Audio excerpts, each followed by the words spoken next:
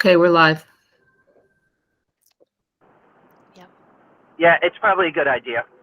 Okay, I just wanted to say, due to personal health reasons in my family, I have to hand the chair baton over to Bernadette for the coming period. Probably going to be a little bit more distracted with some personal business, but I'll definitely be a participant and active participant. But I think Bernie's in a great position to be leading the curriculum committee for the time being. So thanks for your understanding, and over to you, Bernie. Thank you, Taffy. And you're still on the committee, still working hard. So we've got that continuity going. So thank you. So I guess we'll call to order today the February meeting of the curriculum committee. We have a couple of agenda items, and the first agenda item is about the student survey in this grade 7 through 12. So due to the nature of that particular item, we have a participant, a guest that's going to be invited to join our meeting, and that's Kristana Esslinger, who is the Weston High School PTO president. We're going to invite her to listen in on the presentation and the discussion of the board, and then afterwards we would love to hear her opinion on how this relates to what she's seeing from the parents' perspective in the high school. So.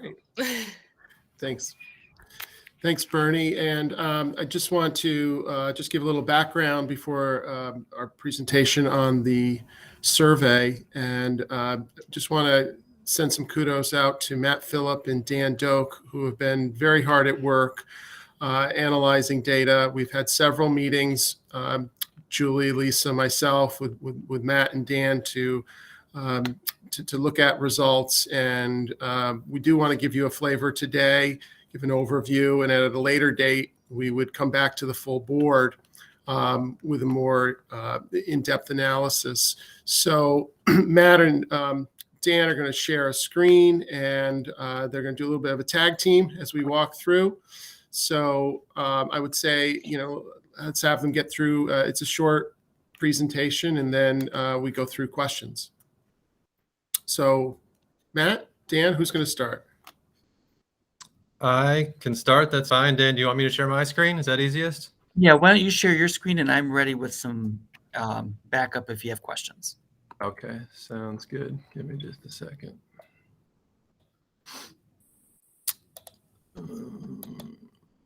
Okay.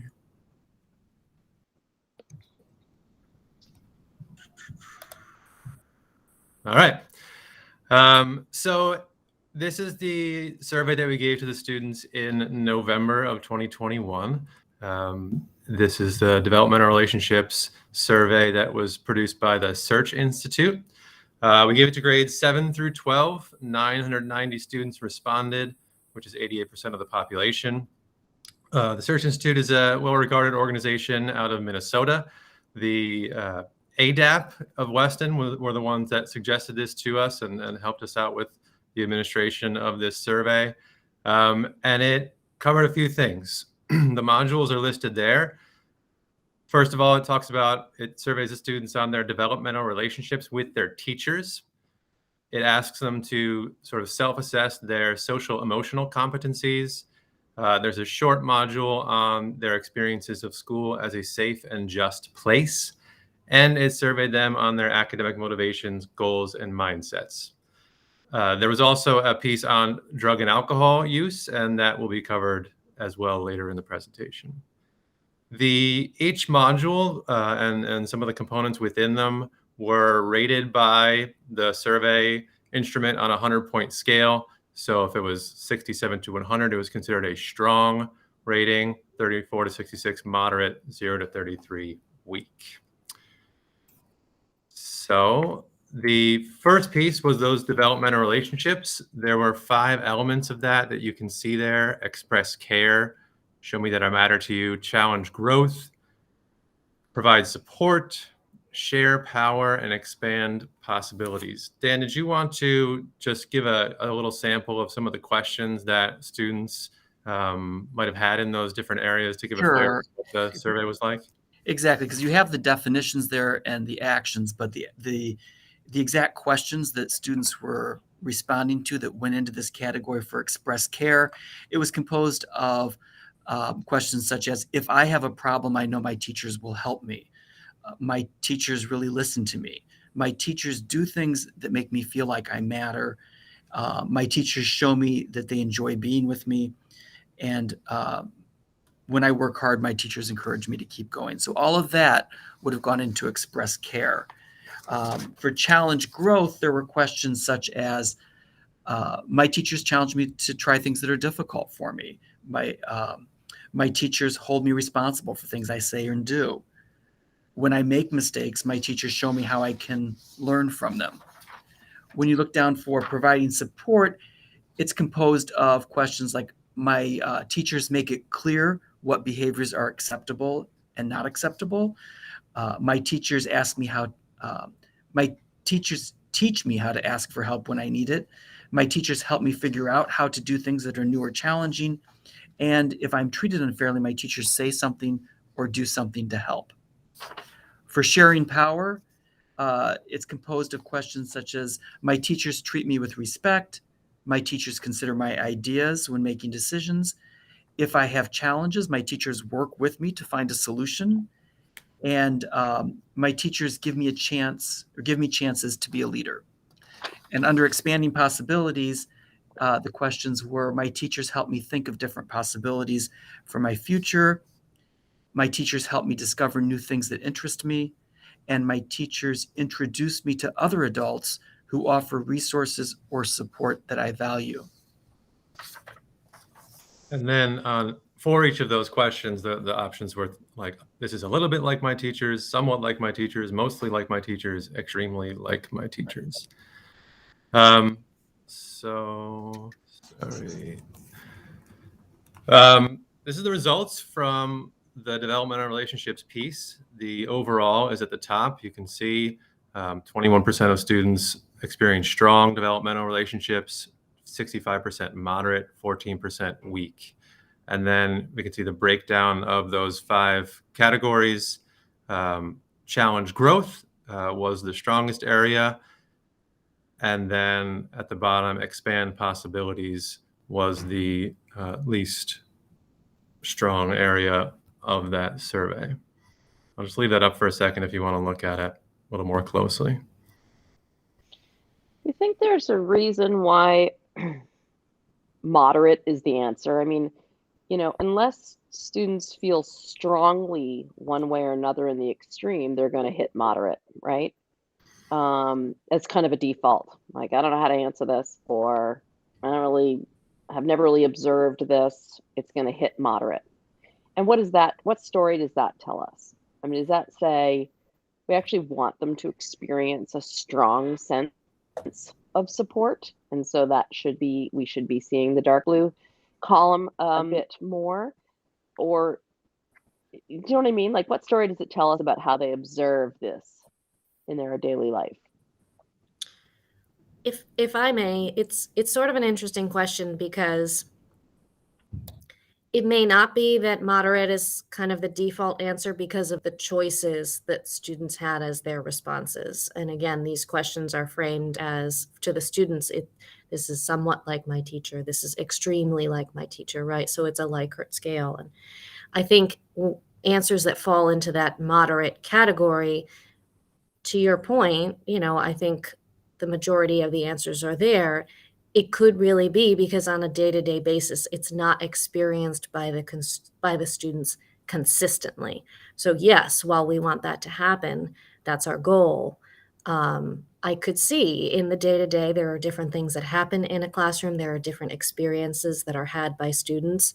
And so it might be unlikely that a student will experience all of these things every day in every class to an extreme degree. Is that a flaw in the survey then? I mean, should it possibly have said, do you ever experience this, or do you often experience this? We could debate how the survey should be Okay. designed. I think when we get into sort of the details, and when we do a larger and more detailed presentation for the full board, we can look at specific areas and where we think, and even subgroups of students, and where we think there is area or room for improvement, and also to bring this information to the teachers, right? And I think Yeah. No, another absolutely. piece of this is the way the questions are phrased. My teachers, and we all know very clearly that there are many staff members who support our students in school that are not teachers, Right. and students who are reading these questions in a very specific way may be answering, thinking particularly of the person who is instructing them in the classroom, and may Right. not be thinking of other school staff members who could be supporting them in these ways. So there's a lot Right. of nuance here that we have to work Yeah. through. But yes, I think we have more digging to do. Yeah, I also, and I'm sorry. this is only the first slide, so I won't, further, but Yeah. just to say that, the worst thing about, and we've done lots of these through my former work, but kind of the worst result you can get in these big surveys is all maybe, right? Because it just doesn't tell you anything. So I'd love to hear the rest. I also think, Sorry for slowing us down. Sorry, I also think it's worth noting as you go through this to kind of think of it through the frame of, our biggest strength as a district is the personalization that we provide. These students took it in fall when they finally just came back to school. And so what has their experience been? To me, it also points to the context of the experience of COVID, where they were on all kinds of crazy schedules. And, when you're trying to express care over Zoom, perhaps it's a bit challenging. So Yeah. I think that has to be, kept in mind as well. Yeah, absolutely. One more question I have. So the results that we're looking at are combined middle school and high school, right?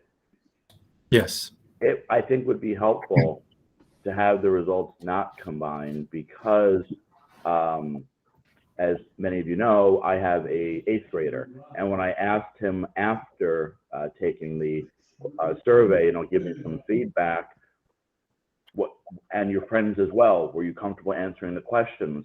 The feedback I got from him, which I think would be very different than a high school level kid, is that a lot of kids gave feedback based on what they thought that their teacher wanted to hear. Oh, interesting. Right. So for my purposes, it would be interesting to see this data not combined, because I think that at the high school level, you're more likely to get perhaps an answer that's more in line with what that student feels, a little bit more independent. So by breaking them out, it would be interesting to see if these numbers move, because I agree with Taffy. Moderate is so hard to understand.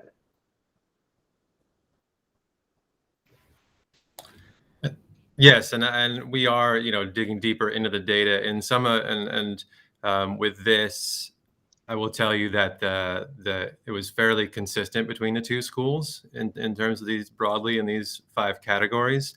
But yeah, as part of this process, we're just giving you sort of an overview at this point of the broad data, and we are also going to be digging deeper into some of those like disaggregated parts.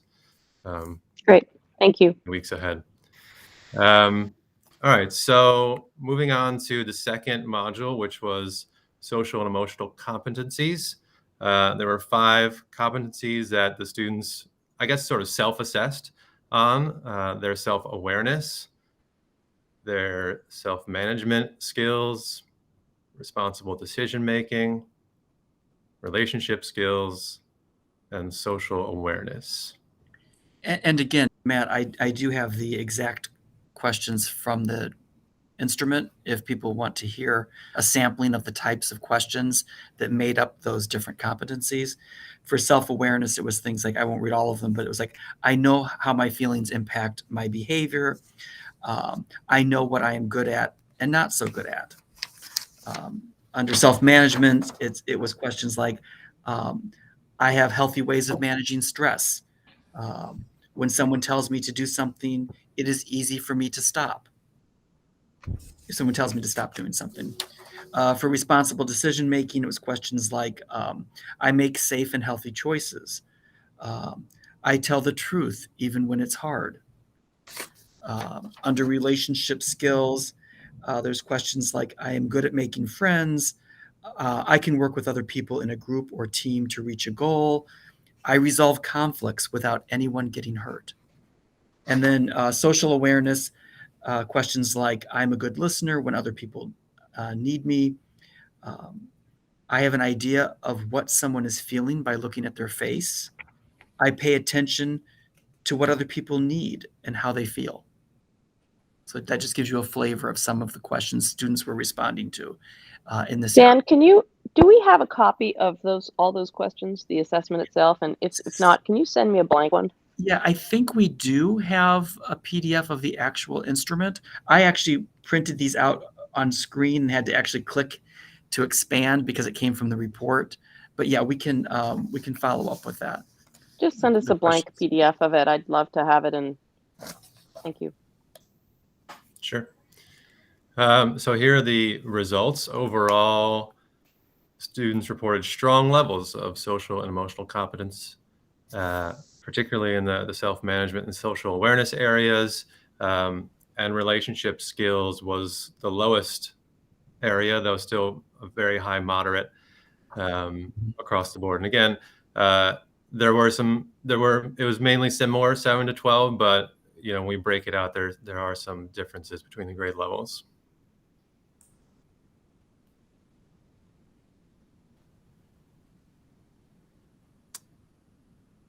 All right, moving on to school as a safe and just place.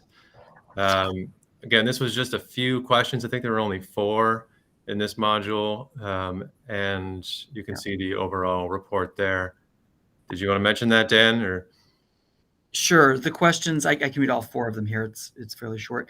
So creating a safe and just space. My relationship with my teachers motivate me to keep showing up here.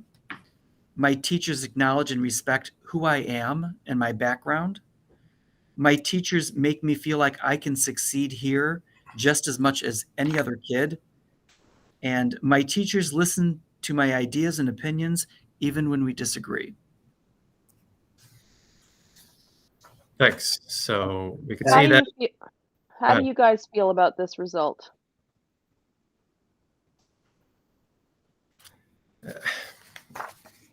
I think it's probably similar to the other one. This is hard to tell because it was a fairly small module. So I don't know how much information we can really glean from this. But, it's in the moderate range. 27% weak to me seems like a pretty large number. So I think there's a little digging to do here. Okay, great, thanks. Yeah, on a related note, so when I first saw this slide and seeing it for a second time here, having not seen the questions, it looked interesting to me because it's all about context, and I think it's important. 2 things. There was a discussion that we as a district were going to release the questions along with some sort of aggregate data. That's still the plan, right? That was on a Board of Ed meeting back in, I want to say, the November timeframe, just before. Yes, that's the plan. Can you speak to how we're going to be releasing this, because we need to post things? Yes, so we will release a copy of the full survey results for the middle school, and the same for the high school. So you'll have 7-8 broken out from 9-12, but it'll be 2 reports. We will post that, make that available, and we will provide a full update at I guess is it the March board meeting, Lisa? Well, yes, because we want to, we're meeting with ADUP, right? You guys are meeting with them this week. And, the Matt Phillip and Dan Doak did an amazing job digging into a lot of the data and looking at it. And then when ADUP also offered a consultant to do a deeper dive that they, would support, then I think that we would be remiss in not taking advantage of that opportunity. Oh, that's great. It should also be mentioned that there was a guidance intern, a school counseling intern that has been working all year with us from Fairfield University. And she also helped in looking at this and analyzing it. Yeah. And I don't want to, anyone to have the impression that, in the coming weeks, we'll look at it. These 2 guys have already done a deeper dive into a lot of this. However, we want it, we want to get the consultant's perspective before we move forward in presenting, a more in-depth look. And the goal is to do that in March at the board meeting. And again, as I sit and I look at these things, all I keep thinking about is the context of, is school safe? They just came back into school. So, we'll check moderate. I don't know. So we certainly have to look at it deeper. And the idea is this, Ken, when we post the results, it also has the questions, correct? So people can see this is the question, these are the results, correct? The report does not have the, each question, each result, right, Matt? That what's sent is a summary, but it's a lengthy, it's like a 30-page document. But we also will post the questions so people then can reference what the question was. So we have to get all of that organized, but that is our intent. Mm-hmm. Okay, and the reason I bring it up is just because when I first saw this slide, I didn't have any idea. School is a safe and just place. It's hard to understand. Are we talking between students? What are we talking about? So I think it's very important, and this is a primary reason. These results are 4 questions that specifically talk about a student's level of comfort or safe and just place in their relationship with their teacher, not with their peers. And if you don't know that, this data tells potentially a very different picture, right? If you think this is between students, and that's why I really want to make sure that we get the questions out there as well, so parents can see this is not between peers. This is where students feel in the context. The context is definitely important. I mean, when I read school as a safe and just place, I think about security measures too, right? The physical safety. Sure. These questions are about emotional safety. When we've done climate surveys in the past, there are questions in those kinds of surveys about the physical safety. Do I feel physically safe in the hallways at school? Those kinds of questions. So to understand the context of this is about how students feel in terms of their emotional safety in the classroom with the adult in the classroom. That's a very specific measure. That being said, 27% of students reporting a weak response, 27%, remember we're talking about 990 students. That's over 200 students who are feeling like they are not emotionally safe in their classrooms. And that is a concern that we need to understand more about why that is and what the reasons were behind those responses and who responded that way, right? So what did the subgroup say? Well said. Because I remember in the other survey, it was 93% of them felt safe, but that was a physical safety. Yes. This is very, very different. And in the presentation to the full board, when you get there, it may be worth having a call out box on each slide with a sampling of the questions that Dan's providing, just so that we can understand the context and people can see it on paper. Yeah, we'll get that out before so then you can review, because it's to David's point, it is. You see it and you think, oh my goodness, and we have to unpack it. Just thinking on that subgroup and looking at the different demographic ways we can look at, or grade level ways we can look at the data, is it also possible to look at the data by responses? So the children who responded weak to safe and just, how did they respond in all of the other categories of the study? Is it consistent that the children who are responding weak are weak in all of the areas? Or, is it really something that's happening here? Is there a possibility to look at the data in the way that we can get a little bit more of a profile by grouping different areas of questions together? There is that in a very limited way. We are not able to look at one individual's complete set of responses with the reports that we were given. And there are a couple correlations between the different areas if you drill down to subgroups, but perhaps not to the level that I think you're thinking of. Right. Yeah. Is it possible to get access to the data so that we would be able to look at things like that? I think it might be really telling. We have a group of students that 20% feel emotionally weak. It'd be very interesting to see how they felt and everything else across the board. How widespread is that feeling for them and pervasive in their school experience? So and that's something that we will want to look at. The truth is we don't necessarily know. Because when we look at subgroups, in certain instances, we only have certain information available to us. For example, if not enough students identified with a certain demographic group, then we don't have the results on that specific group. So, we are working through that to the extent that we can look at individual groups and what are the patterns in their responses. But we are somewhat limited in the information that we can access. Dan, did you want to add to that? Yeah, I was just going to say that, yeah, as you said, we need an N of 30 before we can report out in a subgroup. One of the things that we started to do is, print out by those different disaggregated groups, but it's somewhat bulky. We print out the whole report and then we flip through the pages to compare. It's not as user-friendly as I think I would like it to be with the data at this point.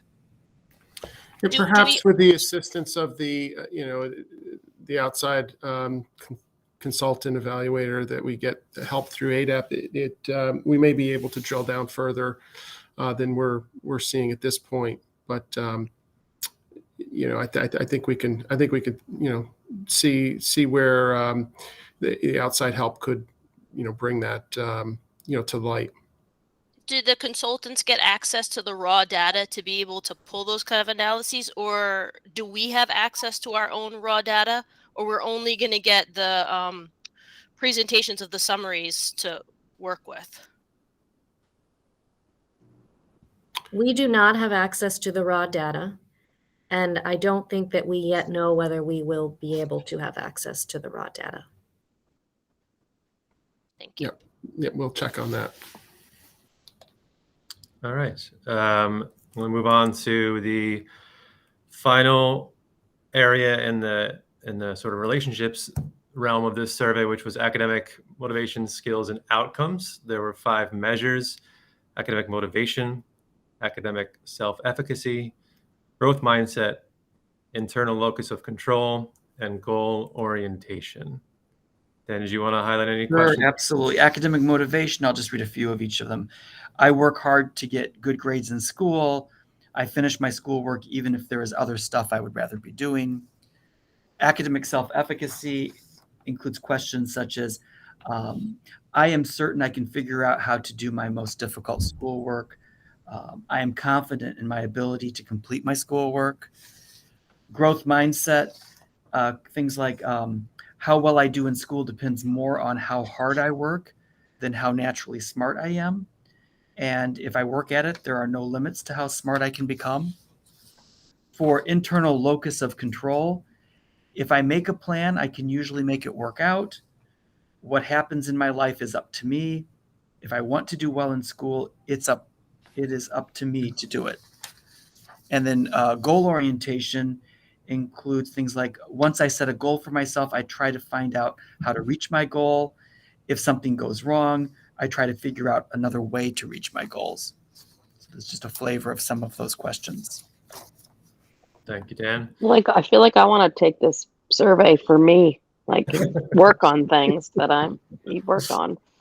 Amazing. So here are the results, the overall at the top and the subgroups below. You can see academic motivation had the highest number of strong results, and then the other categories were fairly even with each other.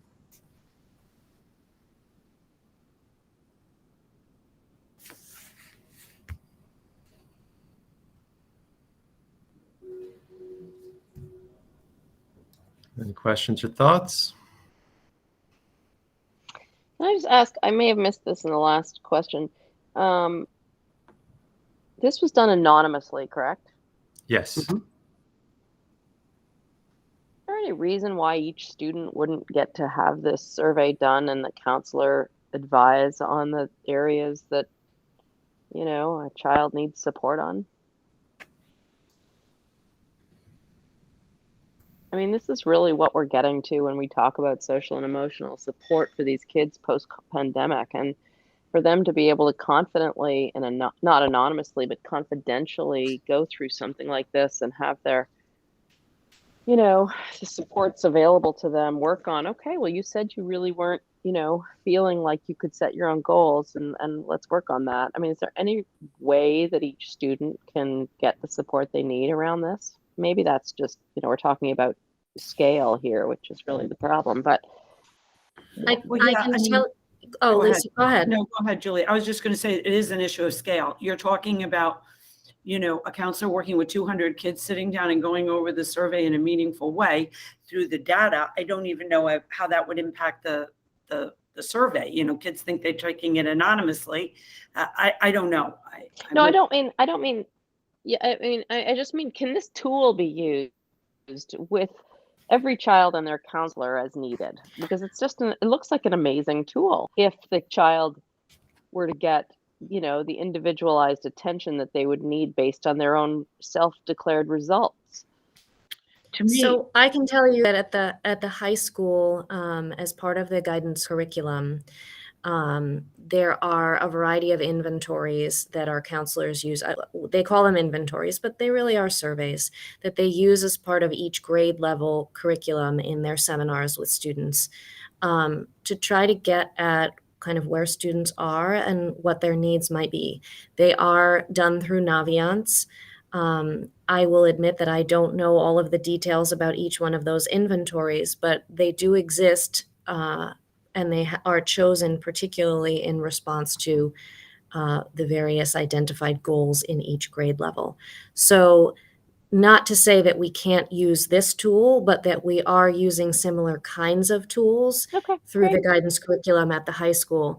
It is an interesting question, and makes me want to know more about what the details of those inventories are. Yeah, thank you. I think it's interesting when you look at, I have sort of I'm looking at the presentation, and of course I'm looking at the agenda where I can see the previous slide. I think it's interesting that the academic self-efficacy, the growth mindset, and the internal locus of control, to me, when I look back at the previous slide where each is sort of defined, to some extent, it potentially explains also one of the earlier slides about the students and the relationship with the teachers, because it seems like those three items, the self-efficacy, the growth mindset, and the internal locus, is a direct, has a direct link to where the student feels their relationship with their teacher is. And so when I looked at the responses, and I looked at the questions, and I look at moderate as, I don't know, moderate's such a hard value to understand, right? But when I look at the lower strong, it seems you could potentially make the connection back to this relationship that our students have with their teachers. And that is exactly, David, what the Search Institute would say, and is part of the report as well. When you see it there, they do correlate, at least between those first two modules, the developmental relationships and the social emotional competence. And basically the data shows that if a student has strong developmental relationships with their teachers, they're more likely to report higher levels of social and emotional competence. And perhaps, as you say, there may be a link to academic motivations as well. And that's sort of the overarching construct, and why the Search Institute calls it the Developmental Relationships Survey, because they focus on that piece being so critical for all of the other things that come from it. So it's a good point. So in conclusion, this just gives some very broad strokes on some of the things we just saw, and then we're about to move on to the drug and alcohol piece. Any thoughts or questions before we do so? Is there a plan to share any form of this data with the students themselves?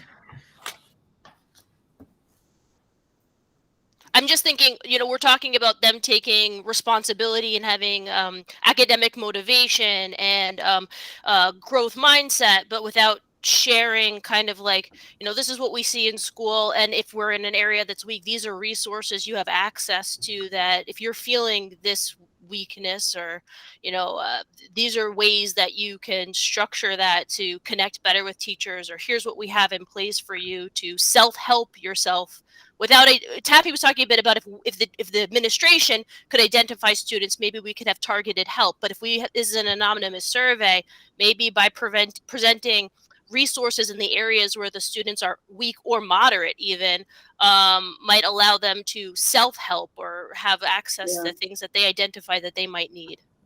I think we need to think, once we get all of the information with the consultant, how we planfully do that, Bernie, because I was struck, for example, by when we talk about self-awareness, that relates specifically to DBT and the training that we're doing in the health curriculum. So I think the next step is get the information from the consultants, continue to slice and dice it, and then see where appropriately it could be interwoven in both the developmental guidance program, the health program, and this or that.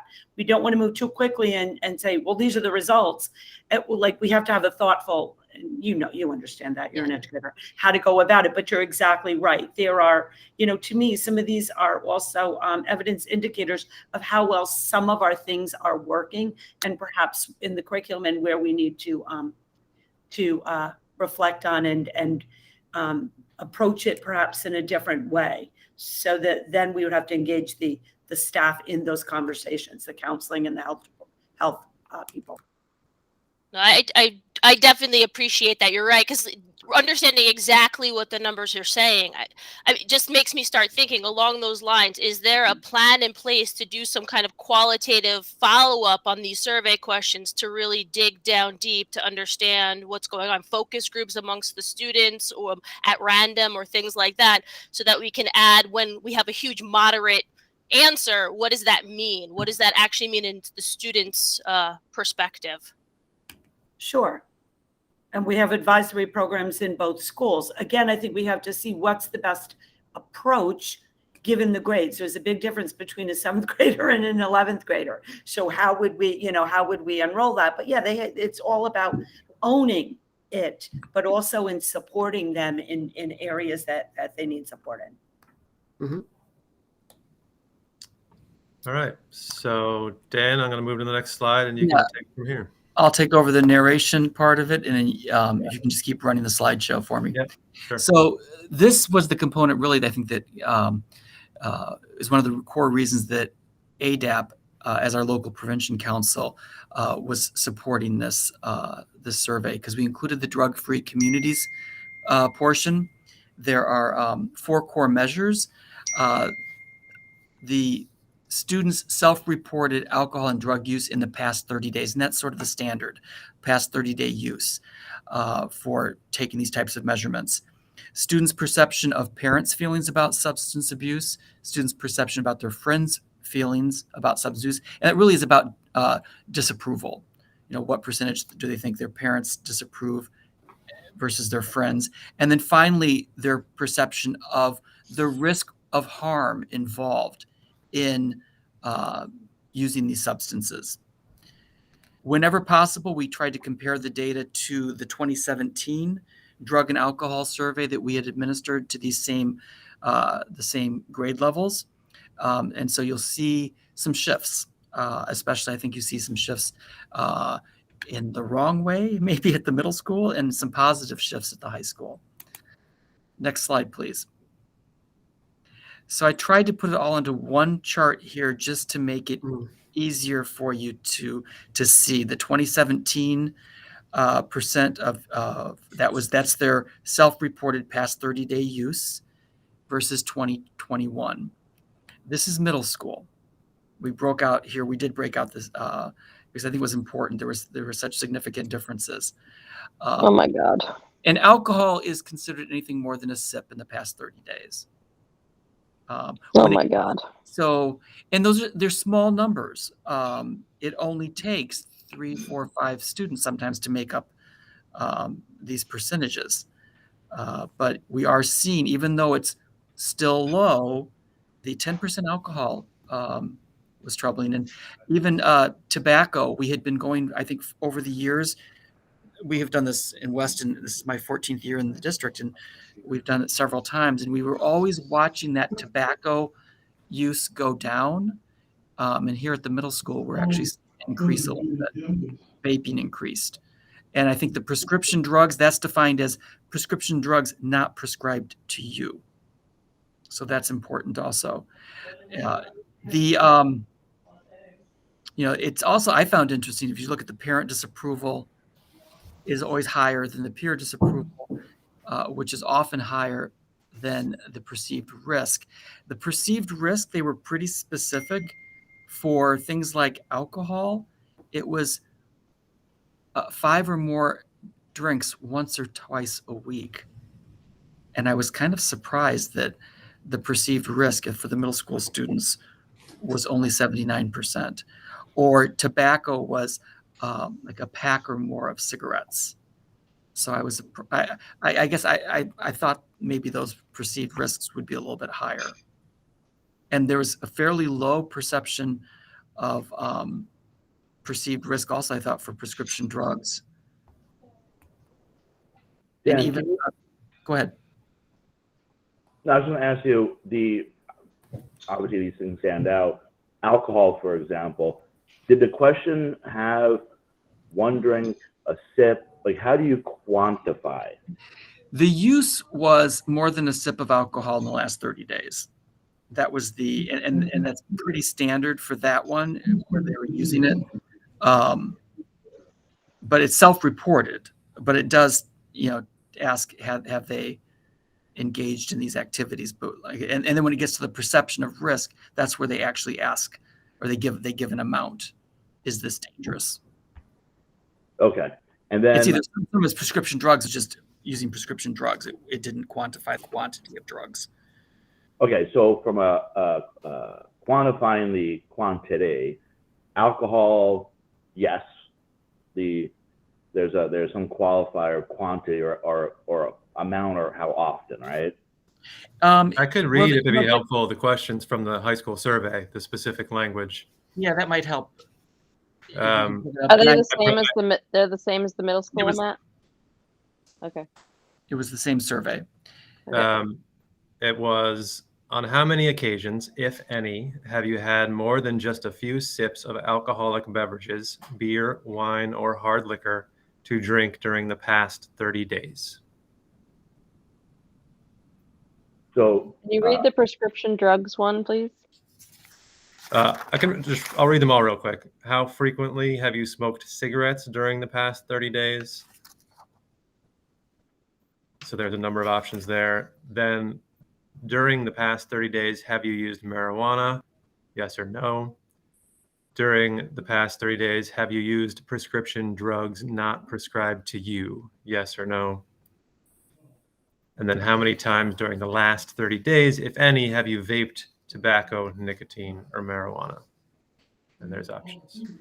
So with and these Matt, I results, think there's this, I'm sorry, David. Oh, yeah, go ahead. I was going to say, and then the perception of risk had different quantities. Can you read that? So, for example, for the perception of risk, it says, how wrong do your parents feel it would be for you to blank? Have 1 or 2 drinks of an alcoholic beverage nearly every day. Very wrong, wrong, a little bit wrong, not at all wrong. That was a parental perception.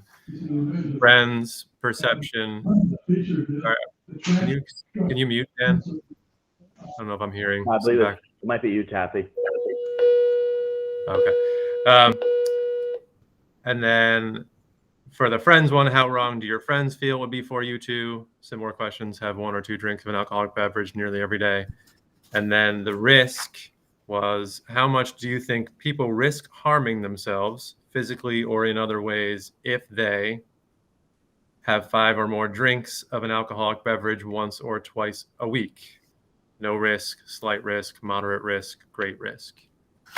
So my question would be a couple of things, and some of them are not directly related, but I think on the alcohol side, it was included potentially a sip over 30 days, right? And then on the perceived risk, it seemed to ask, I think it was 1 or 2 drinks a week.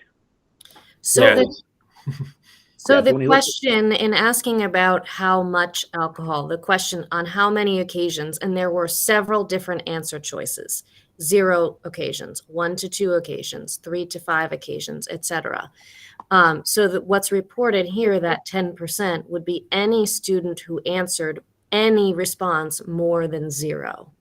So right, of that 10%, many of them could be in that 1 to 2 sips category. Some of them could be in the much more concerning, more frequent category. In terms of the way the approval questions are asked, they are about more regular use. I guess I would characterize it that way.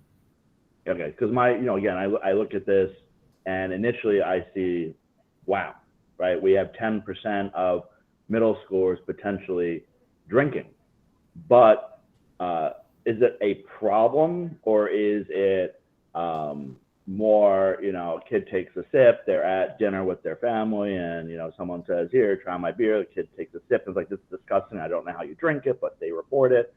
So it would be, I think, really helpful to understand 10% alcohol usage, especially among middle school kids. That to me is pretty eye-opening. But until I can get into the details of, is it once a week? Are they doing it with their peers? Is it once in 30 days? And potentially a way to extrapolate that again, a parent or whatever at dinner said, here, try this beer. The kid's like, this is disgusting. And then related with marijuana usage and vaping, I'm curious if there's any way to correlate a pretty significant interest or use, since we don't really know of marijuana, with maybe other districts or what's just going on in general with legalization. Is it that kids are feeling that it's, if you look at the list of perceived risk, it's fairly low. Is that because they're seeing in the news, they're reading, their family members are talking about the legalization of it? So the risk goes down and the interest goes up. Is there a way to correlate a pretty significant use or acceptance with what's happening nationally? I think we can kind of dive into that when we compare with the 2017 results in the best way that we can, right? Because similar kinds of questions were asked at that time. Again, not the same survey, so not a direct comparison, but I think when we look at however we can compare, we may or may not see a difference. And certainly that's a question that we're asking as well. And my last question on the prescription drug piece, and again, I always try and figure out correlations, right? So is there a way to get a correlation between, it looks, 5% looks bad, 2.25% in 2017. So basically a little bit more than doubled, whereas you've got marijuana that's, not good enough in math to do it that quick. But with prescription drug, is there a correlation potentially between peers and their peers being prescribed drugs more often, and then the friend says to this other friend, here, try this out? Like, is there a way to correlate potentially an increase in prescriptions to peers, being obtained through a doctor legally, and then the peer sharing their prescription with somebody else who should not, who it was not prescribed to? Does that make sense? Yes, that makes sense. I think the answer is no. There is not a way to correlate that because we don't have information on the number of prescriptions that our students have. We only have that information related to students who take medication at school. Yeah. Matt, why don't you switch if everybody's ready to go to the high school I did have data? one more question, one more comment real quick. Even back to thinking about the alcohol and the 10% and whether or not it's a sip or not a sip, even a sip is very concerning to me if this is middle school, in the sense that if you're having a sip here or there in middle school, you're much more likely, what's it going to look like when you're in high school? If that's the beginning of when drinking is starting, and the chances of it escalating is much higher amongst kids who start earlier. So this look is what we're going to be seeing, 3 or 4 or 5 years from now, when we look at the high school, if we're not able to intervene and make sure that we send this in the right direction. So I think that all of the numbers are higher than what we would want to see. And I do really think it's important that we address even minimal uses of drugs at this point. Right. Thank you. So this is the high school data.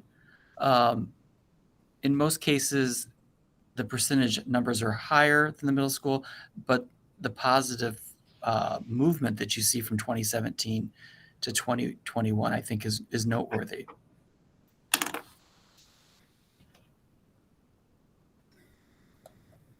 I do want to add, as you look at this, we did drill down to at least grade level here at the high school.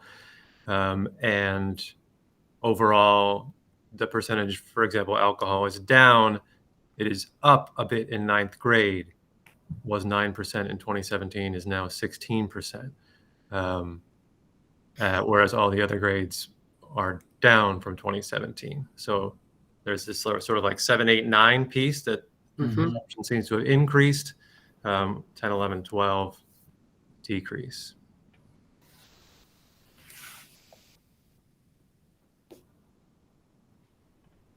That's really interesting. So what you're saying that the results basically show is that there's more use, and to some extent, the perceived risk is higher, as is the peer disapproval in the middle school level. But we're seeing, right, so we're seeing an increase at the middle school level, but we're seeing a decrease at the high school level. So it seems, so that's interesting to me, anyhow. Right. Compared to 2017, I think you're still seeing obviously greater use overall among the older students, but they're trending in a more positive direction. We have very little use in 2017 in the middle school across the substances, and we're seeing increases. You know, it's interesting that just looking at sort of the risk perceived of marijuana use or parent disapproval, peer disapproval of marijuana in particular in the middle school, they're going to still feel like they're under the watch of their parents, they're underage, you know, et cetera. In the high school, they're seeing everywhere that it's legalized here, you know, it's about to become normal. So the marijuana numbers don't bother me too much in the high school because they're seeing something that's quite true. It's perceived by the government as not a risk, and so it's not a risk, right? But the younger kids still are, you know, perceiving it as a risk for some reason. Interesting. I don't know where I was going with that, but to me, one of the biggest takeaways, I've been looking at a lot of surveys over the years, is that consistently every survey we've done says that kids know that if their parents disapprove, and the message always is, when we're always talking about these survey results, that kids listen, you know, kids know if their parents are disapproving it, and that the parents should keep reiterating that at home, because again, they see the perception of disapproval, and that's been steady in all these surveys, probably I would say over the last 20 years. So when we talk about the importance of the community seeing the results, yeah, because a lot of this starts in that parents have the power in their own families to keep, you know, disapproving of certain things. They know they disapprove. And again, I mean, we keep saying it, but I think that the context is important because, you know, as Dan said, when we look at those questions about perceived risk, that question about the perceived risk of alcohol is, how much do you think people risk harming themselves if they have 5 or more drinks of an alcoholic beverage once or twice a week? So more than 20% of the students at the high school who responded don't see any risk in binge drinking, right? Mm-hmm. So that is still highly concerning, especially given the attention that's paid to this topic in our health curriculum. Mm-hmm. So, you know, yes, the numbers of overall use are down, and that is good. But there is still that concerning factor there that and I think it is to a degree age appropriate, right? They're teenagers. They feel like they're invincible in some ways. But often they don't learn the truth of that until there is something very serious that may happen. And we don't want that to be the point when they really, truly understand the perceived risk. So, those lower numbers for the responses to perceived risk are concerning to me. When you look at the parental disapproval and the peer disapproval and the perceived risk, and I know that you could probably hire a full-time person to just look at the data, and that's not the position we're in. But I'd be curious when this goes to a more public meeting and people have questions, if it would be helpful to have also, so we look at 2017, for example, for alcohol and marijuana use. We have the 2017 data as far as usage, but we don't have parental disapproval, peer disapproval, or perceived risk. So it would be helpful, I think, again, to correlate if parental disapproval has also changed and peer disapproval and perceived risk, to try and correlate a little bit what Lisa is saying, which is, in so many words, so much starts at home, right? So if parental disapproval has changed sort of similarly, if we can get 2017 data. Yeah, we can get it. I think we have that. Yeah, I think we have. I know we do, David, and that's what I think ADAP's going to be really focused on and so much help, because these are questions that I feel like it's deja vu in a lot of ways. I remember seeing this, and the big takeaway was that kids know their parents disapprove. So you're right, that is important. I think there's just one more slide, Matt. Yeah, just stating the obvious, really, of what we already talked about. Okay. So that's it. Yeah. That's it. Shall I stop presenting? Yeah. Thank you, Matt. So can you just reiterate now what? Yeah, so now we are meeting tomorrow with Sonia Stack from ADAP. We are going to be talking about next steps in the analysis and how ADAP can help support that with some independent evaluator who can look at this data with us, and then come back at the March board meeting with a full, more in-depth presentation for the community. And so that would be something. Some things I'm thinking about. Does this? We're talking about our staff. Counselors, health teachers. Health teachers. Having understood this information, may then be able to inform the drug and alcohol portion of the curriculum in terms of how they're working with students. How some of this data may play into that. And so I think we got to have the continued analysis share out there. I think we also have, in terms of parents, we need to obviously get information out to them as well as we report out to the board and community, and how can we support parents and partner in addressing some of these issues. And I'm looking at Patty and Laura here, wondering whether you guys have any thoughts on, the preventative work that we do in the younger grades before kids get up to middle school and are exposed to these things, and what the health, kind of curriculum is doing to really kind of, front load kids with all of the right cautions. We do a lot in our health classes about healthy choices and healthy lifestyles, really more than talking a little bit about drugs and alcohol at this age. Yeah, you don't get into the specifics with them, I guess, but. No, but we really talk a lot about healthy choices and healthy lifestyles and good eating habits and all that. Yeah, the same for her, but the health curriculum is an important piece. And it's also part of our social emotional learning. When children, and I think adults too, can understand and manage their feelings and their emotions, that leads to healthier lifestyles. So I think there's a real, that's a very important part of what we try to lay the foundation for here, is identifying your feelings, managing your feelings. How do you, what do you do with all those emotions? Because down the road, I think that will be that's very powerful. You know, if you have healthy solutions to big emotions and sometimes, you know, powerful negative emotions, you're going to be less likely to, I think, turn to drugs or Yeah. alcohol.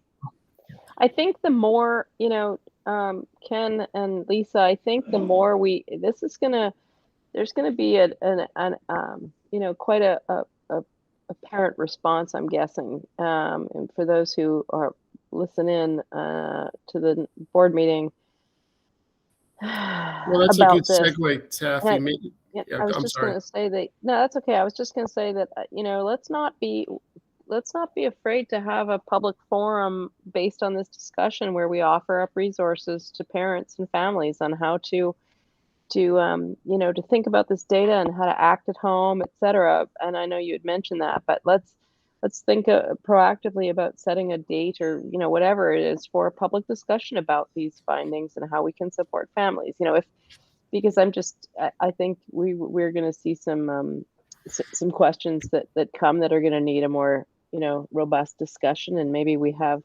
some professional resources on hand to support families, etc. Absolutely. We did that in 2017. I envisioned something similar, and I think it's part of the conversation tomorrow with ADAP as well. So how can we partner there? But you mentioned parent perspective, Bernie. Is this a good time in terms of the PTO perspective? Yeah, that sounds good. I just had a quick question for Dan. The survey was 7 through 12, right? How are the sixth graders doing? Because they're in the building where the middle school data is higher for drug use than we've seen.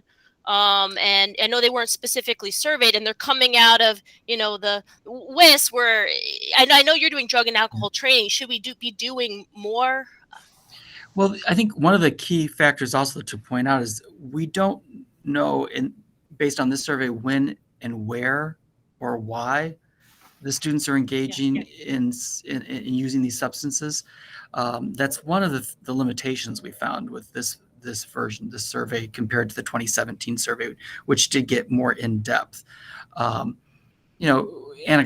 we're not hearing of concerns in sixth grade. But frankly, we're not hearing of concerns in seventh or eighth grade. If we hadn't asked this confidential survey, we wouldn't be aware of it. We're not seeing it in the school.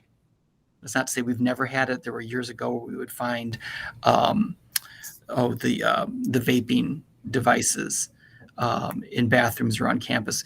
Fortunately, we haven't seen any of those for a while, which I think is a positive. It's not on campus anyway.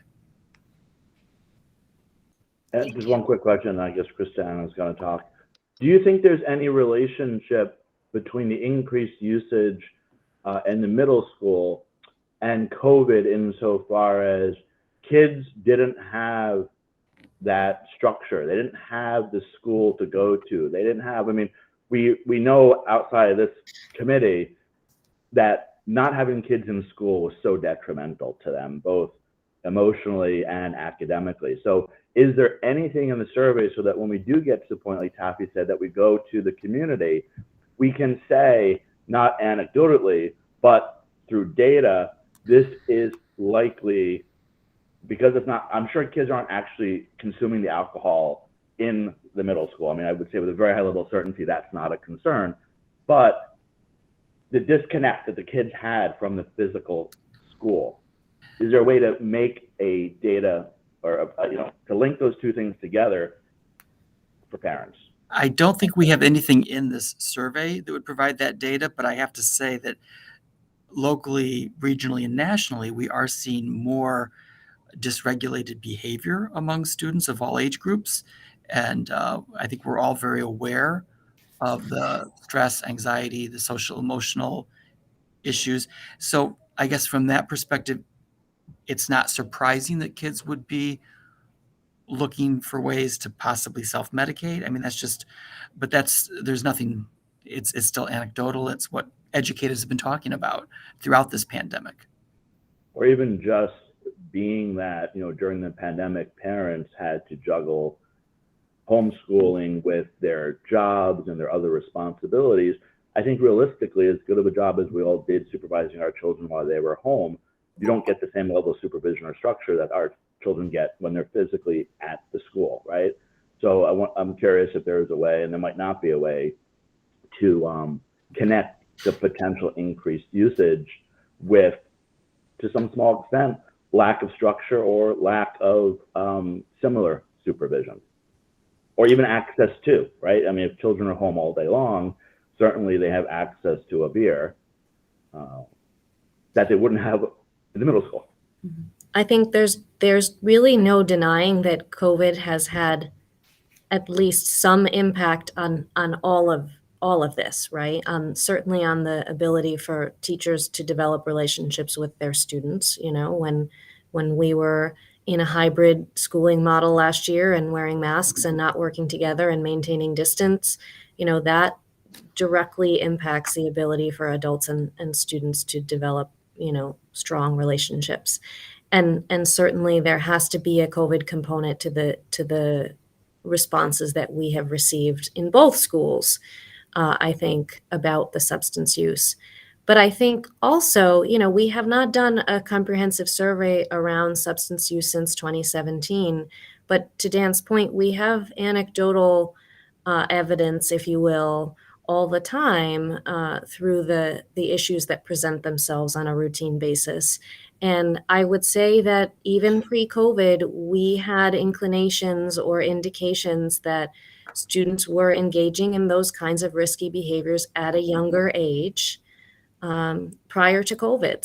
So in some ways, the results of the higher usage of drugs and alcohol in middle school students is not all that surprising to me. It's certainly concerning, but based on what we were seeing and hearing from students in their self-reporting, it at the high school level, it did seem to be from younger and younger students. So I think there are a lot of factors here, and we can go round and round on the reasons why we are where we are. But the reality is we have to look toward what are the solutions for moving forward? What can the school do? How can school and parents work together? And you know, I think, yes, there's more data analysis to do, but we're really looking for how do we partner with ADAP? How do we partner with parents to move forward? Right.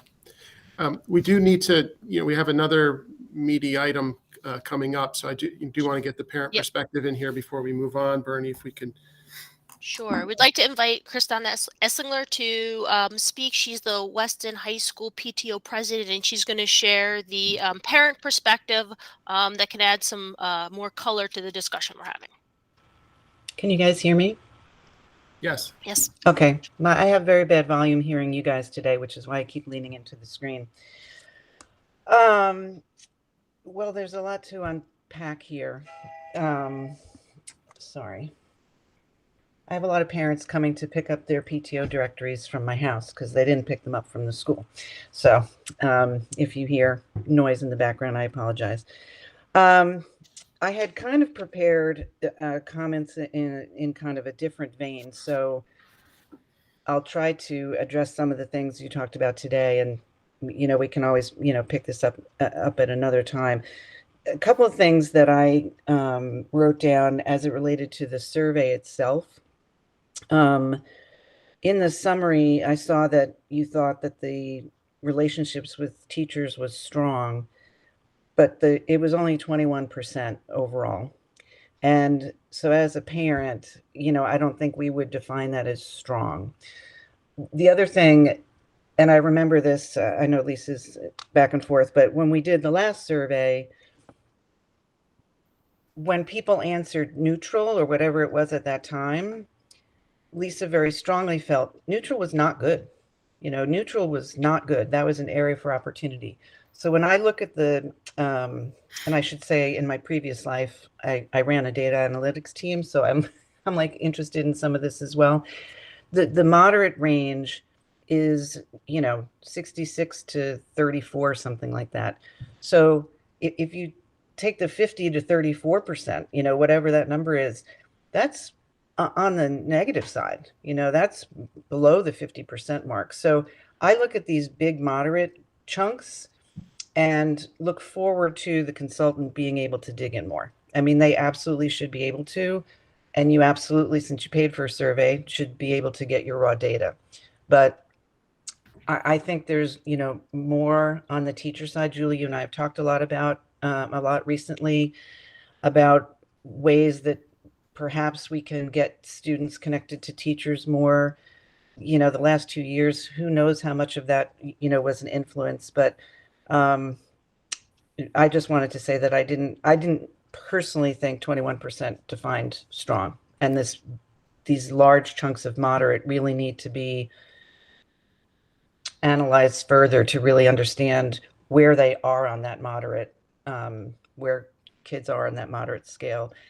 I think the other comment you guys made about 27% don't feel that this is a safe social and emotional environment for them. I too thought that the questions were going to be more about security. And now hearing that it's not that definitely is an area that students should feel comfortable. And, we know that a lot of students are not speaking up. And that's concerning. The other thing that I wanted to point out as it relates to the drug and alcohol data, as I was thinking about it, those 2017 results that you had for the high school versus 2021, we're not talking about the same cohorts. You're just talking about trends of, students at that level. And I started then looking back at the 2017 middle school numbers and comparing it to the 21 high school numbers, because there is an overlap. It's not a 1-for-1, but there is an overlap of those cohorts. I'm glad you're taking ADAP up on their consulting offer. There's groups that do this for a living, and I think you guys have done a fabulous job, but I do think they'll be able to really help with not only the digging in deeper, but where it's possible with the data to do the cross-pollination of things to see, a little bit of cause and effect, type opportunities. The thing that I came to really talk about was something, again, that I've talked to Julie about a lot, and my board has talked about a lot, is our concern about the majority of the students.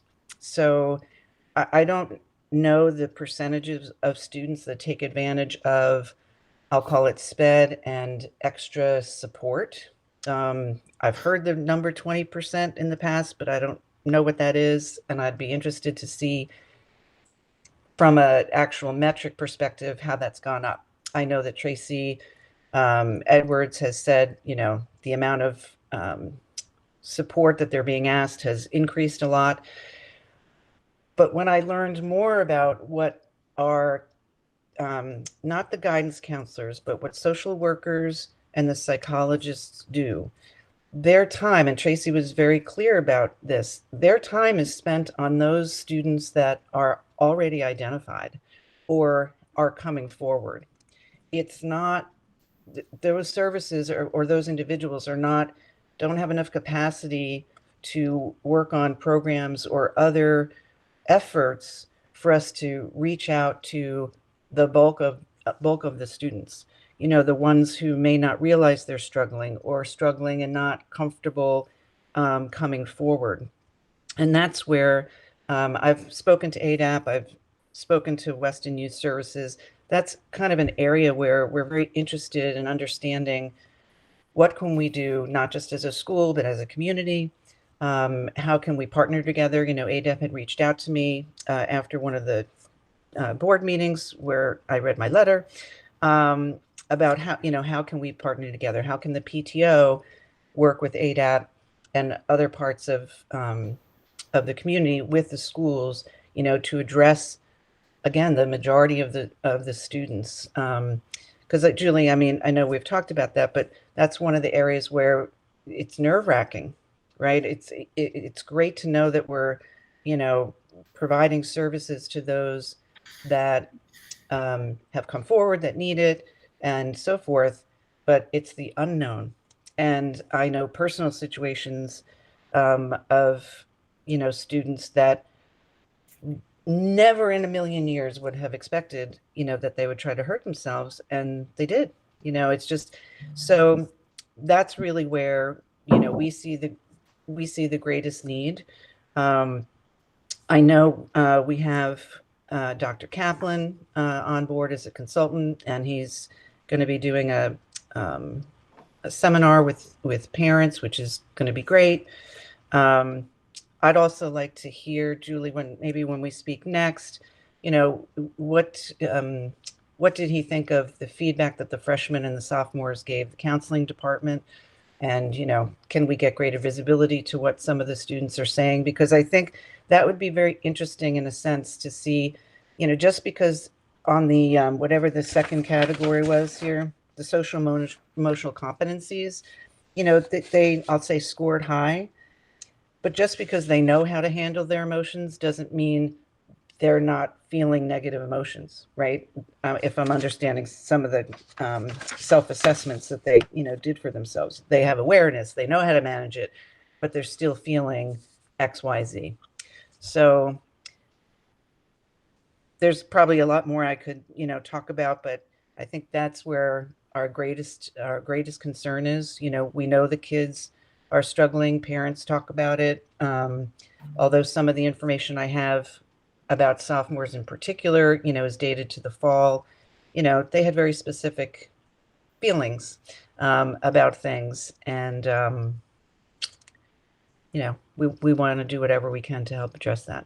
But parents are concerned. Thank you. So sorry, that was a little all over the place. But happy to take any specific questions or comments about anything that I might have said.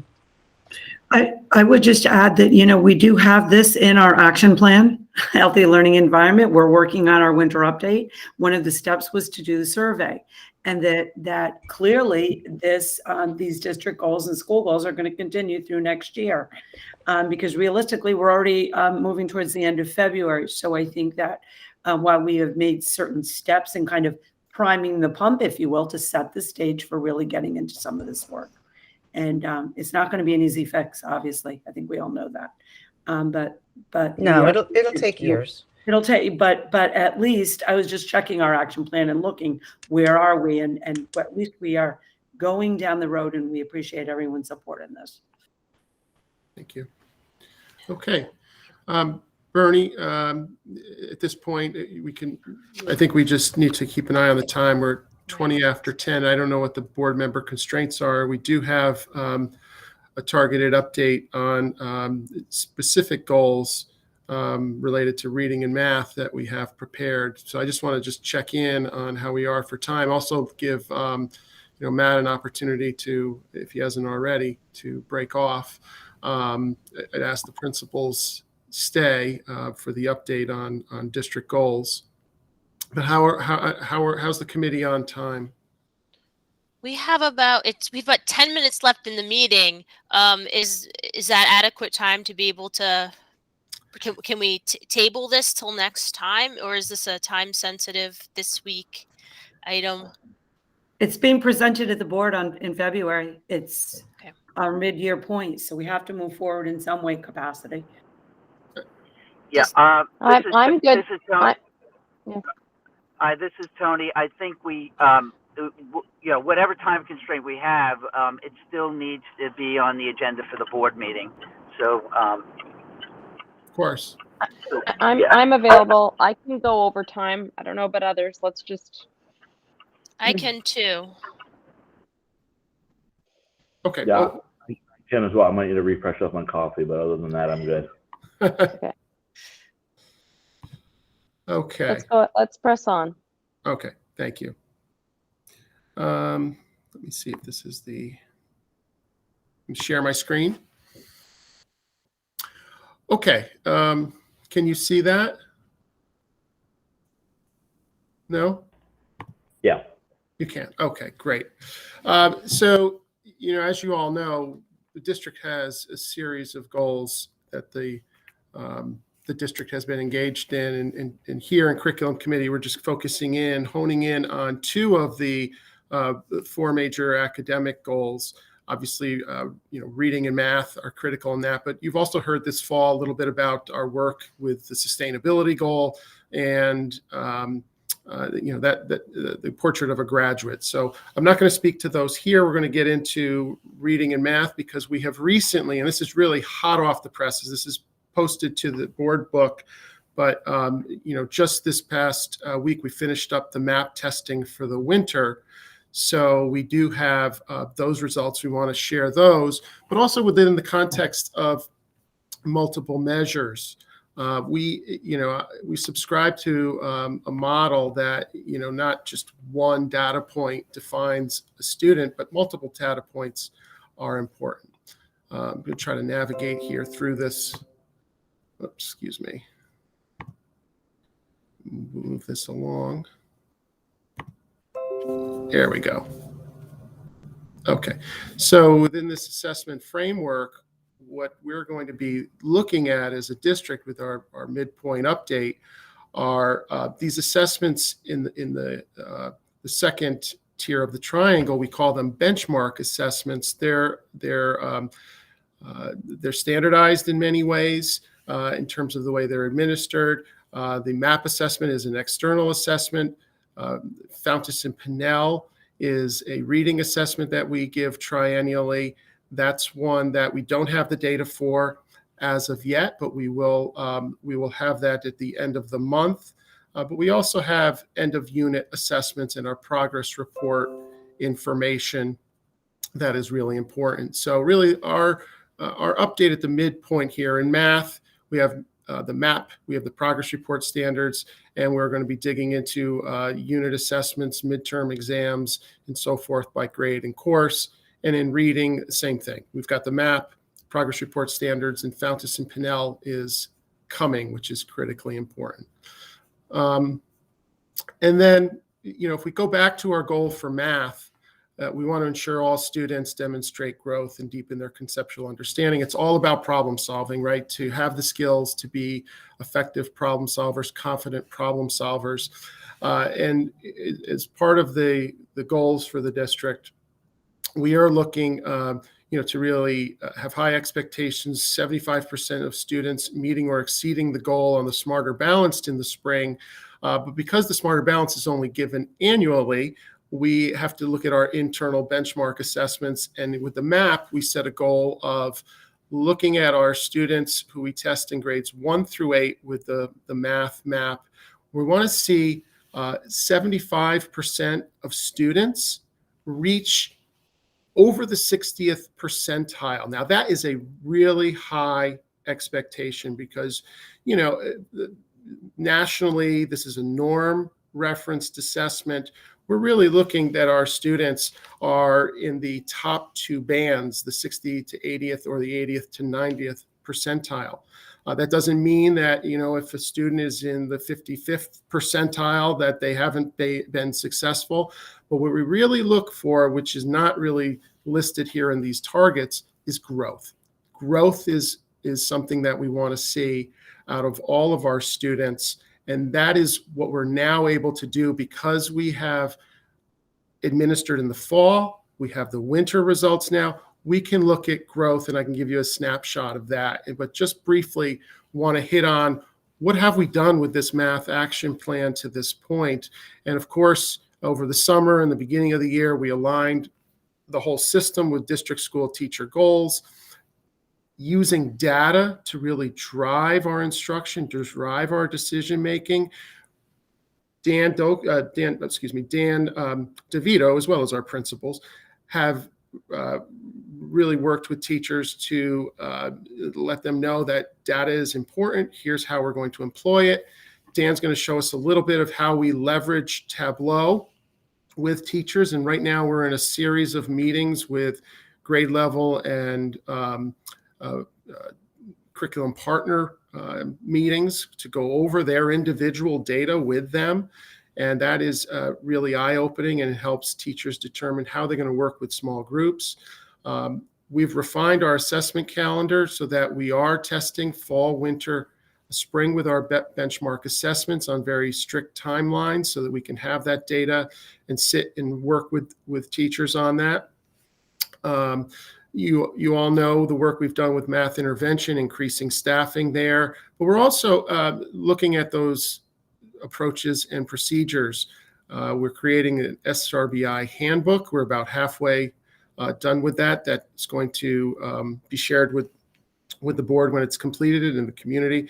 It shows how we go through and work to help a student who may be a little behind, moving them forward and getting them back on track.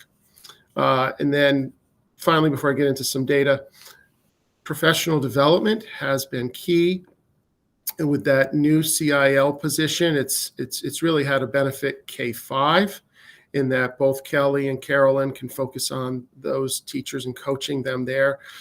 We have brought in the outside training on some new resources for K-5, but internally our training through our SILs and administrators has been primarily on math practices that really get at differentiating instruction, working with small groups, and at the high school, particularly on assessment this year, how we assess students and use that data to improve. The kindergarten pilot is almost complete in terms of being able to obtain feedback and make a decision as to whether we would go with the methodology for next year. We will come to a curriculum committee meeting either in March or April with some recommendations there. And one of the exciting things I think about, when you have a whole system working on one goal, as we have in the past on writing or with science, it becomes very coordinated and everyone is collaborating and talking about, well, how do we enhance math instruction and learning? Our learning walks have been critical to that. And I wrote here, we've conducted over 175 learning walks. I think it's over 200 now. But that data now is going to be brought to bear. And we're looking at trends, looking at what we need to do next with that data and working with our departments on that to see where we can make enhancements. So with that, and I know I'm kind of walking through this very quickly, want to get to the fall winter achievement data and then really talk about growth. Because if there's two things I'd like you to really take away from today is, this is only one assessment. Multiple measures is key, which is why we'll bring in talking a little bit about what the progress report standards tell us and unit assessments tell us, and growth. So multiple measures and growth. To what extent are students meeting their growth targets? And with the MAP assessment, what we really look to see is that students are meeting or coming as close as possible to that growth target. And we want to get those numbers, which you see here, fall to winter. There's some grade levels that 63% meeting their growth target. That's we're moving in the right direction there. We have some other grades that are a little lower. You see that second grade, which we're going to be digging into, but that, context of that, really the first time I think they've taken that 2-5 MAP assessment. So we're looking at that. But Dan is going to show us how we're going to be able to work with teachers to see which of your students grew and meet their fall to winter growth target. Now, growth target might be a scale score of 6 additional points that their target is. Now, if they're only 4 or 5 points, well, they're close. They didn't quite meet it and wouldn't be included in the percentage here. If they were 6 or over, let's say, they made their growth target and they're on their way now. Look at the spring, they'll have an additional growth target for the spring. So what you see here is from fall to winter, not much of a change in terms of those numbers. In fact, you see some that have either gone down or slightly up. But we really want to focus on, this growth piece, because if a student is, whether they're, achieving at a high level or not, whatever level they're at, you want them getting to their growth target. And so with Tableau, and Dan, I think if we can show your screen to show Tableau, what those visualizations tell us, because with a lot of these numbers here, we see that there are many kids close from fall to winter to meeting that growth target. And it begs the question, when we work with teachers, what do you need to do to then take that next level with students so that they can meet that? But are you happy with these numbers? Well, these numbers aren't the full picture yet. And so we, again, one data point, and when we look at the progress report standards in conjunction with this, that's another data point. But no, I mean, we want to see growth from every student, right? I mean, 52% in grade 1, 63 in grade 5. We want to see now from winter to spring, those numbers jump, right, in terms of the number of students meeting growth targets. And also the number of students actually at the percentile of passing.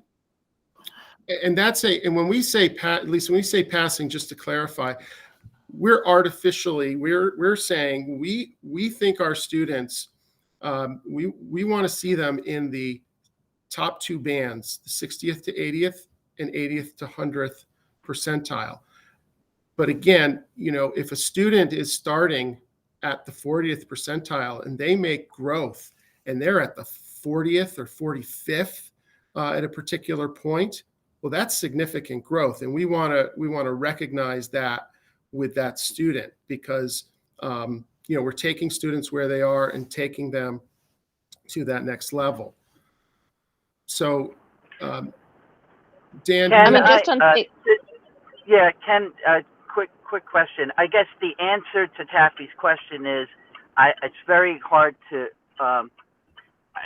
Is it no? You're not happy with? I mean, I look at them and I don't. No, I see that. It's so. I guess that the answer is no. We're not happy with them. I think that's correct, but it's also. I mean, it's hard for me to see these numbers and feel at all. I mean, I just, percent of students who met their growth targets, between 43% and 63% is not a good outcome. It may be helpful if I let me show another slide here related to this. So here's a report that the map provides us. So teachers can go in and look at these dots that are on this quadrant. There are 22 students, and it plots where they fell in relation to achievement and growth. So if you look at that green quadrant, those are all students who, to the right of that y-axis, they were above the 60th percentile. And if you look at their, from a growth standpoint, they're above the x-axis. They grew more than 50% of the students nationally. These students, they had high achievement, high growth in the green. Now, if you look just to the left of that in the orange, you can see while a lot of these students probably didn't make their growth target, they are very close. They're right on that. They're right on that band in terms of the achievement from they're in the high 50s, almost into that 60th to 80% band. So you've got a lot of kids in this particular class who are very close. But then if you look at the yellow, you have students who a lot clustered there that are in sort of a lower achievement, but excuse me, am I reading that correctly, Dan? Yeah, I'll go over it because I've had to read these quadrants about 1 million times. So basically the way it works is if you're looking at the upper right-hand side, the green quadrant, those are the students who are high performing and high achieving. If you look at the orange quadrant on the upper left-hand side, those are students who are who have lower achievement. When we define low achievement, those are students under the 61st percentile. Those are students who are technically low achieving, but high growth. That's a good number to look at, because those are the students we want to see grow the most, the students who are low achieving, but have high growth. The bottom right quadrant, the yellow quadrant, are the students who are high achieving, but have lower growth, a lower growth rate. So they're still already high achieving. The students in the red quadrant are the students who are low achievement and low growth.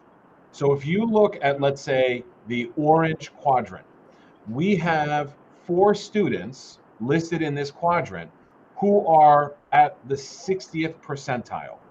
So they are 1 percentile point away from hitting that target that we have set of being above the 60th percentile. Yeah, so this just gives you a sample of that. If we go back to the data, whoops, excuse me. I just lost.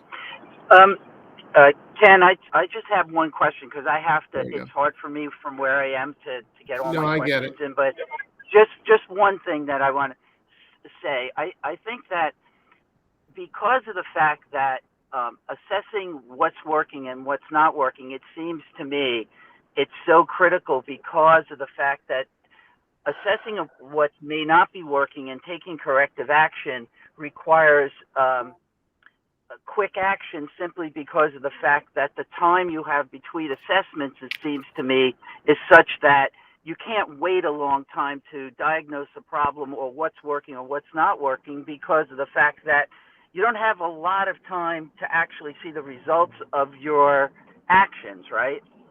And so it becomes, I guess the question is, it becomes very critical, especially at the building level and down to the classroom, to quickly assess what's working and what's not working, because you have to, the corrective action needs to be taken rather quickly, given the frequency in which you're assessing, right?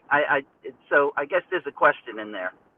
Yeah, and we're having to work very closely with teacher teams so that they can understand, this. We have this data and we want to get this in their hands right away. They have access to it through MAP, but we also additionally, want to sit down with them and talk about how they would use it to improve performance with students.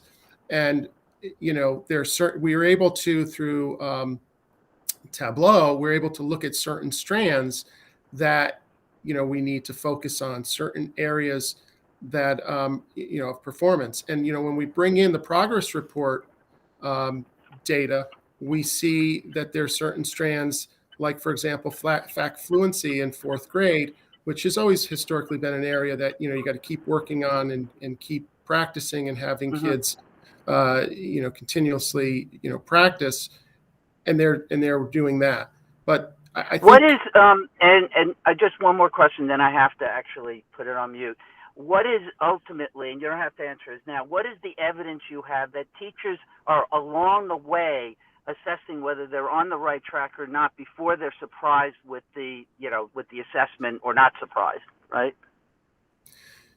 Yeah, and some of that data is with their unit assessment data, right? It's with the formative checks that they give when they do an anchor task at the beginning of class. That's how they tell how students are doing on the day-to-day basis. And then when we bring these benchmark assessments in, they say, wow, I've got, 5 kids who are very close to meeting their growth target. Well, I'm going to have to maybe, work a little closely with this group to get them over the hump. And then they have to know who those kids are and what their needs are. And so that's what we're trying to shift in the culture, is that we need to look more at this data and have teachers then adjust with small groups how they're working with kids. Ken, this is going to sound so, Ken, I don't want to sound glass half empty, because I understand that when people are on the cusp of meeting their goals, that they're on the cusp, and that can be perceived as good news. But the cusp isn't where we want everyone to be. We don't want everyone to be squeaking, out of the ice water and onto the pad of ice. We want them to be onto the ice and onto dry land. And I just feel like this is kind of not setting the bar. I mean, I understand where we put 61% as a growth target, but No, 60. We didn't set 61 as a growth target. The achievement target, those first two columns for fall and winter, we're targeting trying to get 75% of the kids. It's a really high expectation in nationally 61st percentile or higher.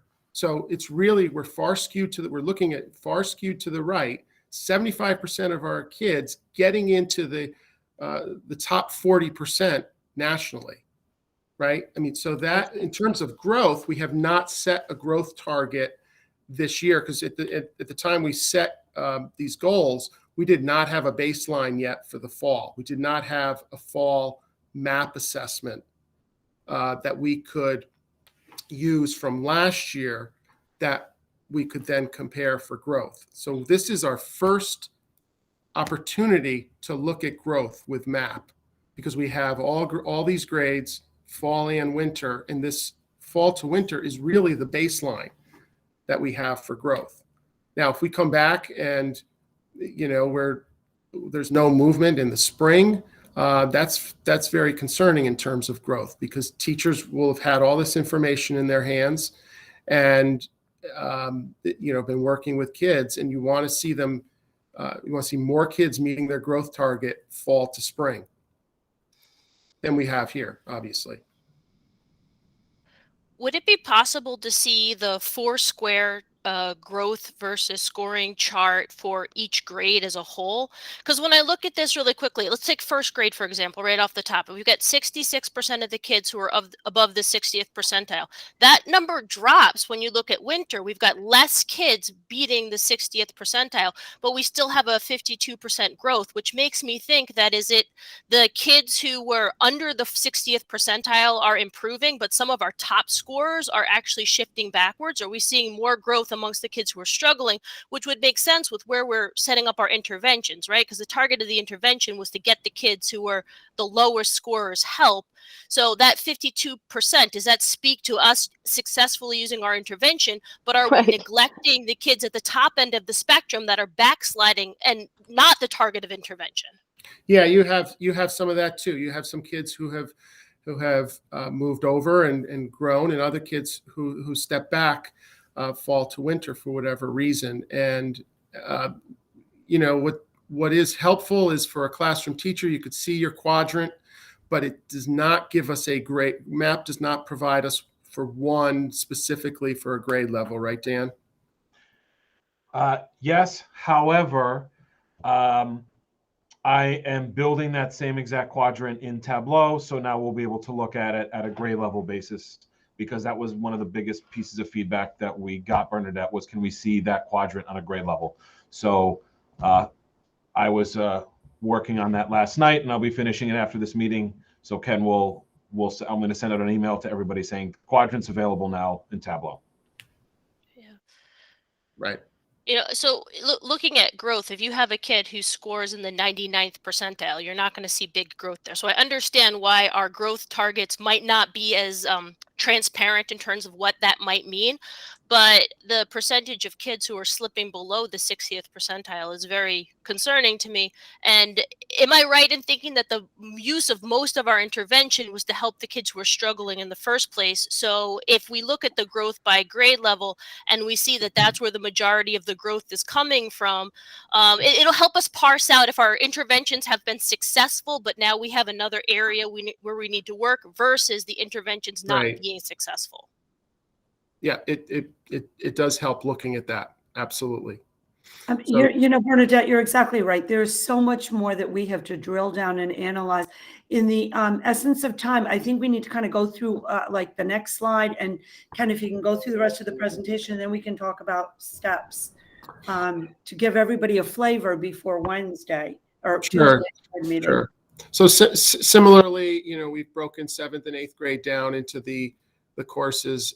You see similar data here. 9th grade, we test in the fall and spring with the MAP. We do not in the winter because of midterms and just being conscious of how kids are dealing with all their other courses at that time. So similar, and I'm going to just kind of move through here. I showed you the quadrant. And then with progress report standards, I just want to show you this other piece of data that we have, which is very powerful. So I'm going to Sorry, did we look at the middle school scores? Yes. So here, grade 7 and 8, math 7 and algebra. And what you see between these two courses, the students who are at the highest level, the algebra in 7th grade, or the algebra geometry in 8th grade, you have just about all those students meeting the 61st percentile or higher that we've set in terms of their growth. When you're in the higher percentiles, your growth target is smaller than someone who might be, let's say, in the 45th percentile. But even still, you could see that the percentage of students meeting growth targets a little higher in the algebra geometry in 8th grade at the 63% than the 51% in math 8. That's an area where really we're working with teachers. We want them to really get those kids up at that math 8. We know that's a challenge. And then in math 7, the same thing. We see the algebra students performing very strongly in 7th grade, but we want to see greater growth out of both of those. Okay, sorry. Thank you. I'm sorry, I went too fast through that before, Taffy, but you see that's listed here. So if I can go back, and I'm going to just stop presenting this and bring up the other one. Okay.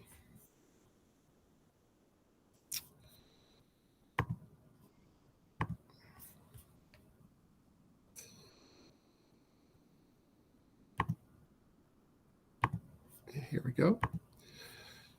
So one of the other things we do, and this is posted, is we have progress report standards that each trimester back map to assessments that we have. And so the performance that students have on, let's say, unit assessments, other assessments, will feed into these standards at a particular grade level. And what we do is we look at where kids are using the progress report language. We have 4 levels, and we look at, our kids meeting and exceeding those standards. And for some of our standards, they are year-long standards. Let's say like they're, persevering and solving problems. That may be something that goes the full year, or solving multi-step problems involving the 4 operations. That's something that is going to come back in the 2nd and 3rd trimester, and we're going to look at how that trends. But here for us, if we just take 4th grade as an example, you get scores for place value, effort, fact fluency. As I said before, that's an area that we've targeted and are working on. Explaining and justifying math thinking, which is something we try to get to have them explain in words. They're on target there. Making sense of problem, persevering, and solving those multi-step problems or other areas working on in 4th grade. And some of it is, they're still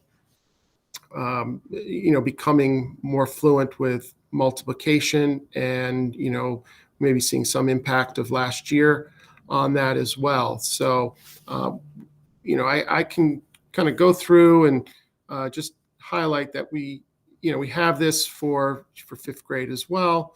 And you can see this gives the team, as we get this out to teachers, a lot of information on how that quarter went or the trimester went for that whole grade level, which is helpful. So I'm not going to really go through all of those at this point, but again, that's something we use. So if I go back to the other presentation,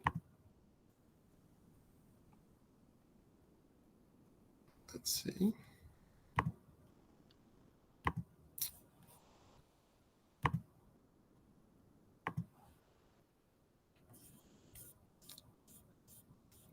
And now highlight reading. So again, same thing in terms of goals. We have high expectations for students here, 85% in the spring on the SBA, 75% again, grades 2 through 8. We started in grade 2 with the MAP assessment starting at the top of Hurlbut through the middle school.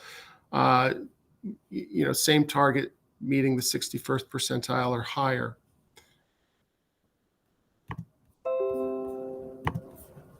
Excuse me, let's see.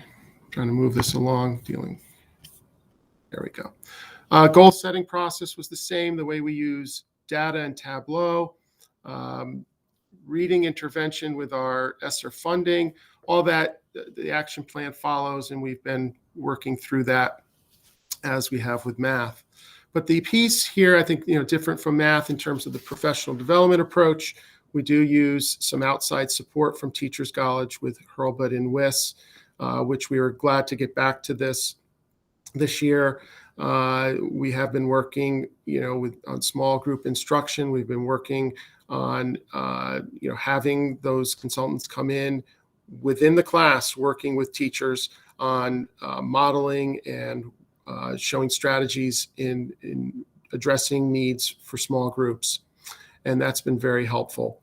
The coaching continues at the classroom level, curriculum partner level, and conferencing with individual teachers. We've had some teachers who may have changed grade level. So that's where you get into some of that individual conferencing with teachers. But the whole system, it's coordinated, much like with math. I think what's new here that will be coming for next year is we have plans to bring into 3rd grade, raising it up from 2nd grade, the Foundations program, which is a program on decoding and encoding that follows from kindergarten through 2nd grade. We see the need that in 3rd grade we have this kind of word work in grade 3. So in the fall of 2022, we're going to be bringing that in. At a later curriculum committee meeting, we'll update and talk more about the Foundations work that's planned. But the MAP achievement and growth data for reading, I think you see similar to, I think, math fall to winter. We want to see stronger results than that, obviously. But the fall to winter growth in the far right column gives us, again, a baseline of how many students, the percentage of students that met their growth targets there. And in 7th grade, they broke it into the 61st percentile, but much work to be done in terms of growth targets. And then finally, we did the same thing with the progress report standards for reading and writing. Lisa, there we go. All right. So in terms of next steps, Dan and I have been making the rounds, Dan DeVito and I, to the various grade levels and departments with the curriculum leaders, looking at the data, teaching them how to use the Tableau in order to see where individual kids are. And then, like yesterday, we met with teams at the middle school, and we talked about how their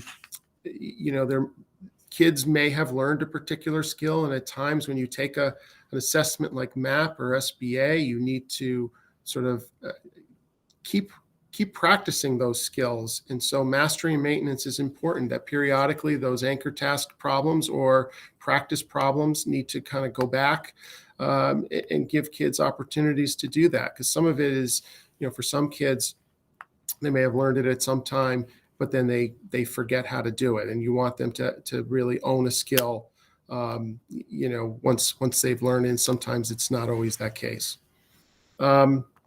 So we have the WIS that we're going to be meeting with this week, this coming week, and Hurlbut as well on the 16th. They have they're going to be going over a lot of their MAP assessment information. So I'll pause there.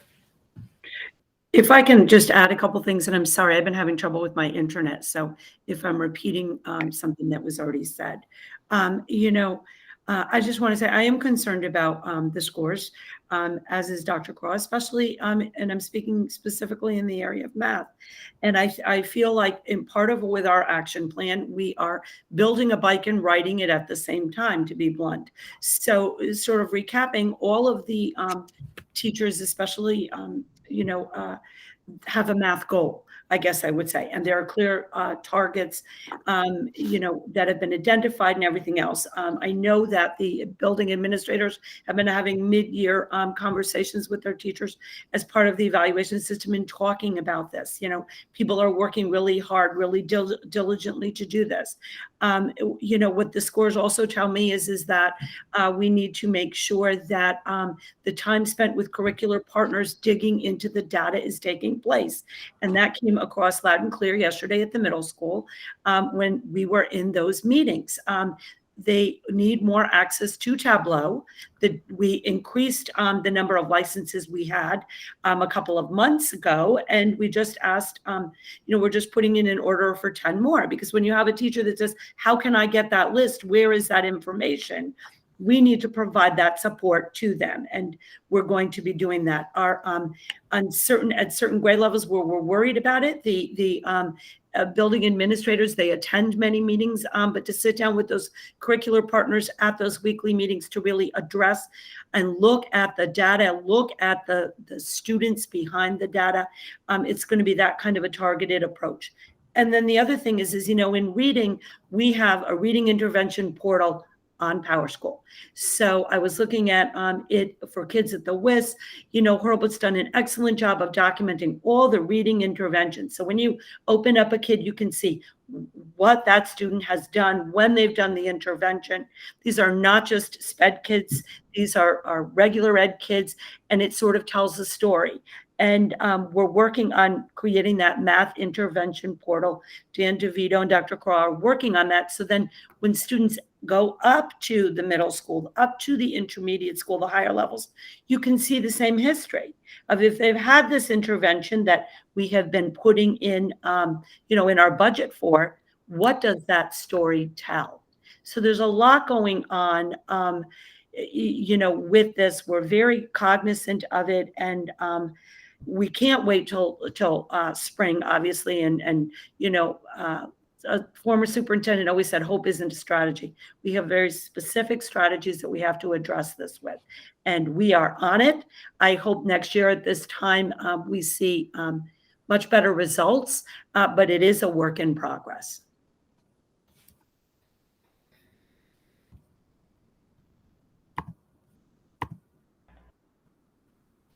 One quick thing I would add is that if these slides, when they become part of our regular BOE meeting, I think it would be helpful to give some context for that last column, because when you first look at it, the number of kids meeting, growth targets, the growth targets, it looks terrible until can you explain it? So I think that column needs to either be explained or better positioned, because when I looked at it in the board book initially, again, no context, I'm like, how can anyone be happy with this? David, good point. And maybe it shouldn't be on the same slide as the achievement. Maybe it should be separate from the achievement slide where it shows the percentiles. Yeah, and then with Dan's quadrant, it made a bit more sense to me, but that's because I'm tuned in and trying to understand it. So I think, we have to package it in a way that's a bit more intuitive for people who are seeing it for the first time, because it made no sense to me, and it looked a lot more negative than it actually truly is. I still think it looks negative.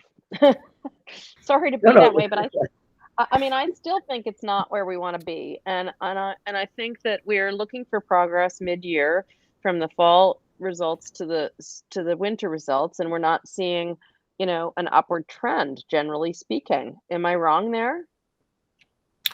The percentage of students 60th percentile or higher, you're absolutely right in terms of that achievement. In terms of growth, that is essentially a baseline. We don't have any basis for comparison for the percentage of kids who met their growth targets.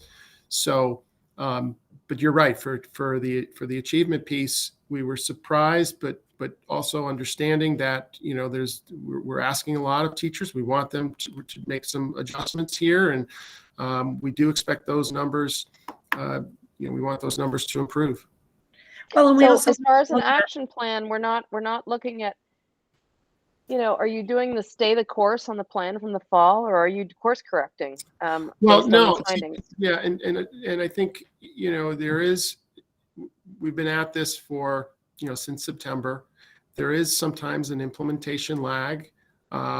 We believe the strategies we have in place, we do need to keep implementing those strategies and working hard at that. But as Lisa laid out, there are several other things.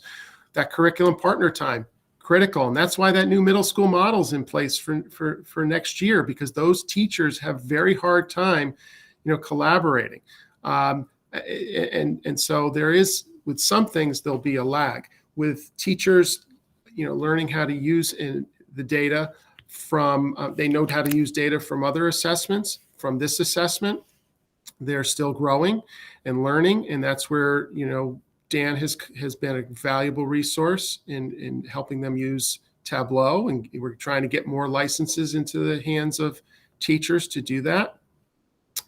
So it's more of, I think we're learning that these things that we've outlined are really important, and we have to do, and there's more of it that needs to be done.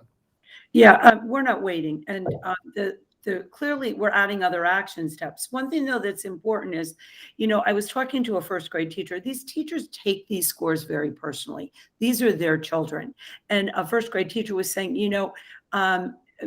it's frustrating because let's say the math test is given, and they have not actually addressed in the curriculum what the children were assessed with in the winter. And they say, Lisa, I didn't get to these two things yet. And the kids were tested, and, oh, I feel terrible on the in-district assessments. We see it. I go in and out of math classes, as Dr. Cross says, everyone's working really hard. And I think that, this is a dipstick of an indicator in the middle of the year after we've only really begun this effort for 3 months. So to get everything in place. So where we're at in the spring will be very telling. But I just want to stress that everyone's working really hard. It's just we need to also provide certain supports, guidance, direction, and also celebrating small wins, because the worst thing we can do is like, these scores are terrible. What's going on? Everyone's trying, but we just need to keep at it and support the teachers in keeping at it. And I do think we'll get there. It's just it validates, quite frankly, the work that we need to do, and to make the teachers and the students feel like, you can do this. We all can do this. We just have to, pace ourselves. We're in this for the long haul, and make the progress as we need. Just giving people the licenses to be able to access Tableau. When the 8th grade teachers are like, I wish I had the access to see this. Yeah, we're going to get them for you. When I have one 8th grade teacher who teaches on 2 different teams and is currently teaching over one section because we had a maternity leave, that teacher is spread very thin as it is right now. So, we have to be patient and yet relentless in our expectation as we move forward. Yeah, and Lisa, I think on top of that, just kind of stepping back and just looking at this year as a whole, we're getting back to in-person learning this year, full year in-person learning. That's not without the fact that we are having to also be in tune at the same time with the social emotional piece of students and teachers as we do this. So, we have high expectations, but also understanding that's part of the context. And I think, having had the presentation before this, we know that. And then also, we have had, you think about a lot of these kids who were unvaccinated this year, there were pockets where kids missed some time because of quarantine and isolation, had to learn from home for periods of time. And we've had teachers, the same thing. So stepping back, I think, what I'm pleased with is that it's a coordinated effort. Everybody, as Lisa said, teachers care very deeply right now about where their students performed and are saying, boy, this, like yesterday, one teacher said, this student should have been in this band and he wasn't. And he told me afterwards, I just didn't give it my best shot. So that teacher, is like, okay, he didn't make it, but I know why. Yeah, that's critical. That's critical, and there's no question that the teachers care, there's no question. And I don't think that they're, I think as a whole, and we have Patty and Laura here who can, if they want to chime in, the growth numbers are baseline that needs to improve, as well as the percentages in terms of achievement in the 61st percentile and up. I actually have to drop off in a minute for another meeting, so I don't. But I'd love to hear your thoughts. Laura, Patty, any comments? Yeah, definitely. So we've already been digging into this. Actually, the math data team was supposed to start a little while ago. They're waiting for me because this is one of the things we're working on, is looking at the interventions we have and making sure they're, we use this information to update them. But we really do look at this in context of everything else we know about students as well. Lisa's example from the first grade teacher, some of these units haven't been taught yet. We're also doing some filling in gaps for students that weren't with us last year. We had a large number of first graders who came to us from a variety of programs last year, homeschooling, schools that never opened. So we're filling in a lot of gaps, and that takes time. It takes time for them to learn those skills, master them, and then be able to apply them efficiently. Really good, if I could just make an analogy for like in reading, when we teach kindergartners how to use a period at the end of a sentence. The next book they write, they put a period after every word. They haven't quite mastered that generalization yet. And the same thing happens with math. Okay, now I know how to regroup numbers, which is a really complex skill that our first and second graders learn. Sometimes they overgeneralize that and they haven't quite mastered using it in a standardized testing assessment. Standardized assessments are not a frequent occurrence at the early elementary level, nor should they be. It's an important piece of data that we have. But when you're talking about 6-year-olds, there are a lot of factors that go into that. So we really want to look to see, are they making growth? And I expect every student in this building to make significant growth. If their growth target was 10 and they made 9, they're making progress. It may not reflect in the numbers, but we know they're making progress. And that's really where we know our individual students, and we look very carefully at each student, which is what we're also doing next. For students who want a standardized test, this is a computer-based test. We look at the amount of time. So for many of them, the first time they're doing something like this, and we look at students who did it in 30 minutes or less, got overwhelmed by the process. And while we monitor and we check in, for some students, it's a learning experience. We're teaching them that experience. There's test taking skills involved in that. And for a 6-year-old, that's a very new experience. So sometimes they're accurate reflections of knowledge and growth. Sometimes they're not. I was in the second grade when they were doing this in the winter, observing and checking in with students. And they were like, oh, I don't know what this symbol means. It was a division sign. Well, we haven't taught that yet. We're about to, but that's not reflected yet. So we really have to look at this in context. We're also using new materials this year. In first and second grade, we have the upgraded Math and Focus materials. It's a great program, but there's a learning curve. For all of those, for our teachers, new materials. So, we're continuing to dig into the data and really look at student by student. And as Lisa said, that's really what Weston's all about. And we're looking forward to our March conferences when with families, we can really put this in context of everything we know about our children, their daily work, their unit assessments. Are they really struggling? You know, this was one moment in time, and it's an important one, but it's also not the only one. Thank I you can so pretty much much. echo, yeah, whatever. I mean, what Laura said. I mean, these are little human beings that are taking this at one time, and sometimes they put their best effort in, and sometimes they don't. I think some of the most productive conversations have been these one-on-one conversations with the teachers, when we're really looking at that quadrant and we're looking at those little dots on that quadrant. Who are these, and what kind of progress have they made? And then below that, it really does a wonderful printout, which you guys haven't seen, but it really does show where their RIT scores are, where, you know, what their progress, where their goals are, how much of the goals have they met. So those are the conversations that happen. And then where do we go from there? You know, sometimes there's like 4 areas in math that they're looking at. Sometimes we haven't taught that one, you know, some like measurement and data that gets a little bit later in this. So we're still coming up with scores for that. So it is an ongoing process. I know our teachers are taking these scores very seriously. And so are we. I mean, so those conversations are ongoing. It's definitely a work in progress. Hearing Thanks, all this everybody. data, all this data that's collected is terrific. Is there any way we can build up our partnership with families and parents? Because there's, you know, so many hours of the school day, and I know you're all working so well to maximize that time.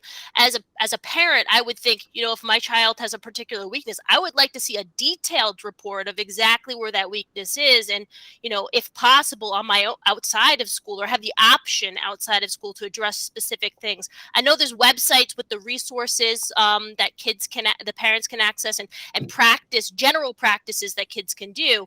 But in terms of some of the very specific, wonderful things that are being shared amongst the administrators, is there a portion or a version of that that can go home, you know, more detailed than just the progress report or the 15-minute conversation at like progress report time, teacher conference time? So for the MAP results, we will be sending home a family report, which on one side shows achievement and on the other side shows growth. So parents will have that for their parent conferences at the K-5 level. And so, you know, I think, you know, when you think about a parent conference, you know, teachers will have reached out if there is a specific concern for a child along the way, and vice versa if a parent has concerns or questions. But that parent conference is so critical, and it puts this particular data point in context of the classroom data, you know, the unit data, and you know, the progress report data. Those standards, those are very highly, I think, standardized in terms of how we take the assessment questions from what we, you know, have given kids along the course of the trimester, and relate. And it's a very good picture of whether that child can do that skill or not. And so I think those conversations, and if the 15 minutes is just not enough, Bernie, I think that just say, you know what, can I, you know, as a parent, can we talk more about this particular concern, whether it's math or it's something with writing. But yeah, I mean, if there's a concern, then we want to get parents right in the loop and helping from home, and whether that's math facts, right? We want all parents to be working on that, but also on sort of the maintenance work that goes home now at Hurl. I guess at the K-5 level, we've got maintenance work going home on a daily basis. Correct, Patty? Like those instead of weekly. I don't know if that answers your question, Bernie, but I think it's, you know, that parent conference is really key. But if we're not at that time where a parent conference is happening, you know, we'll reach out with concerns and questions. Yeah, it does. I mean, I think that knowing the areas that the kids struggle in is so important. But also just the idea, like if your kid is struggling with multiplication or with place value, to be like, oh, well, I can just give them a worksheet in the weekend and they can do a place value sheet. You know, that kind of targeted work, if not that requiring that of the parents, but if somebody wants to do more, if they, you know, want to supplement what's going on in school, making sure that their Yep. supplementation is specific. Got it. And there, Laura, Patty, the websites and resources that the SILs have put together, do you want to? They're amazing. Yeah, I mean, and I think that teachers are continually reaching out. You know, if they're seeing a student struggle, I mean, teachers, we've always told, you're not waiting until conference time or progress report time to actually flag something that's happening in the classroom. So I think teachers are, you know, if they're struggling with math facts or they're struggling with places, they're reaching out to parents. And then, yeah, the website that Carolyn put together for the math, there's so many different options for parents to log into and to help their child, and you know, between games and programs, there's some wonderful options. But teachers are not waiting until conference times to say, oh, by the way, the last 3 months, you know. So the other thing to remember at the elementary levels, you know, specifically K-5, I think, is development and progress isn't always linear.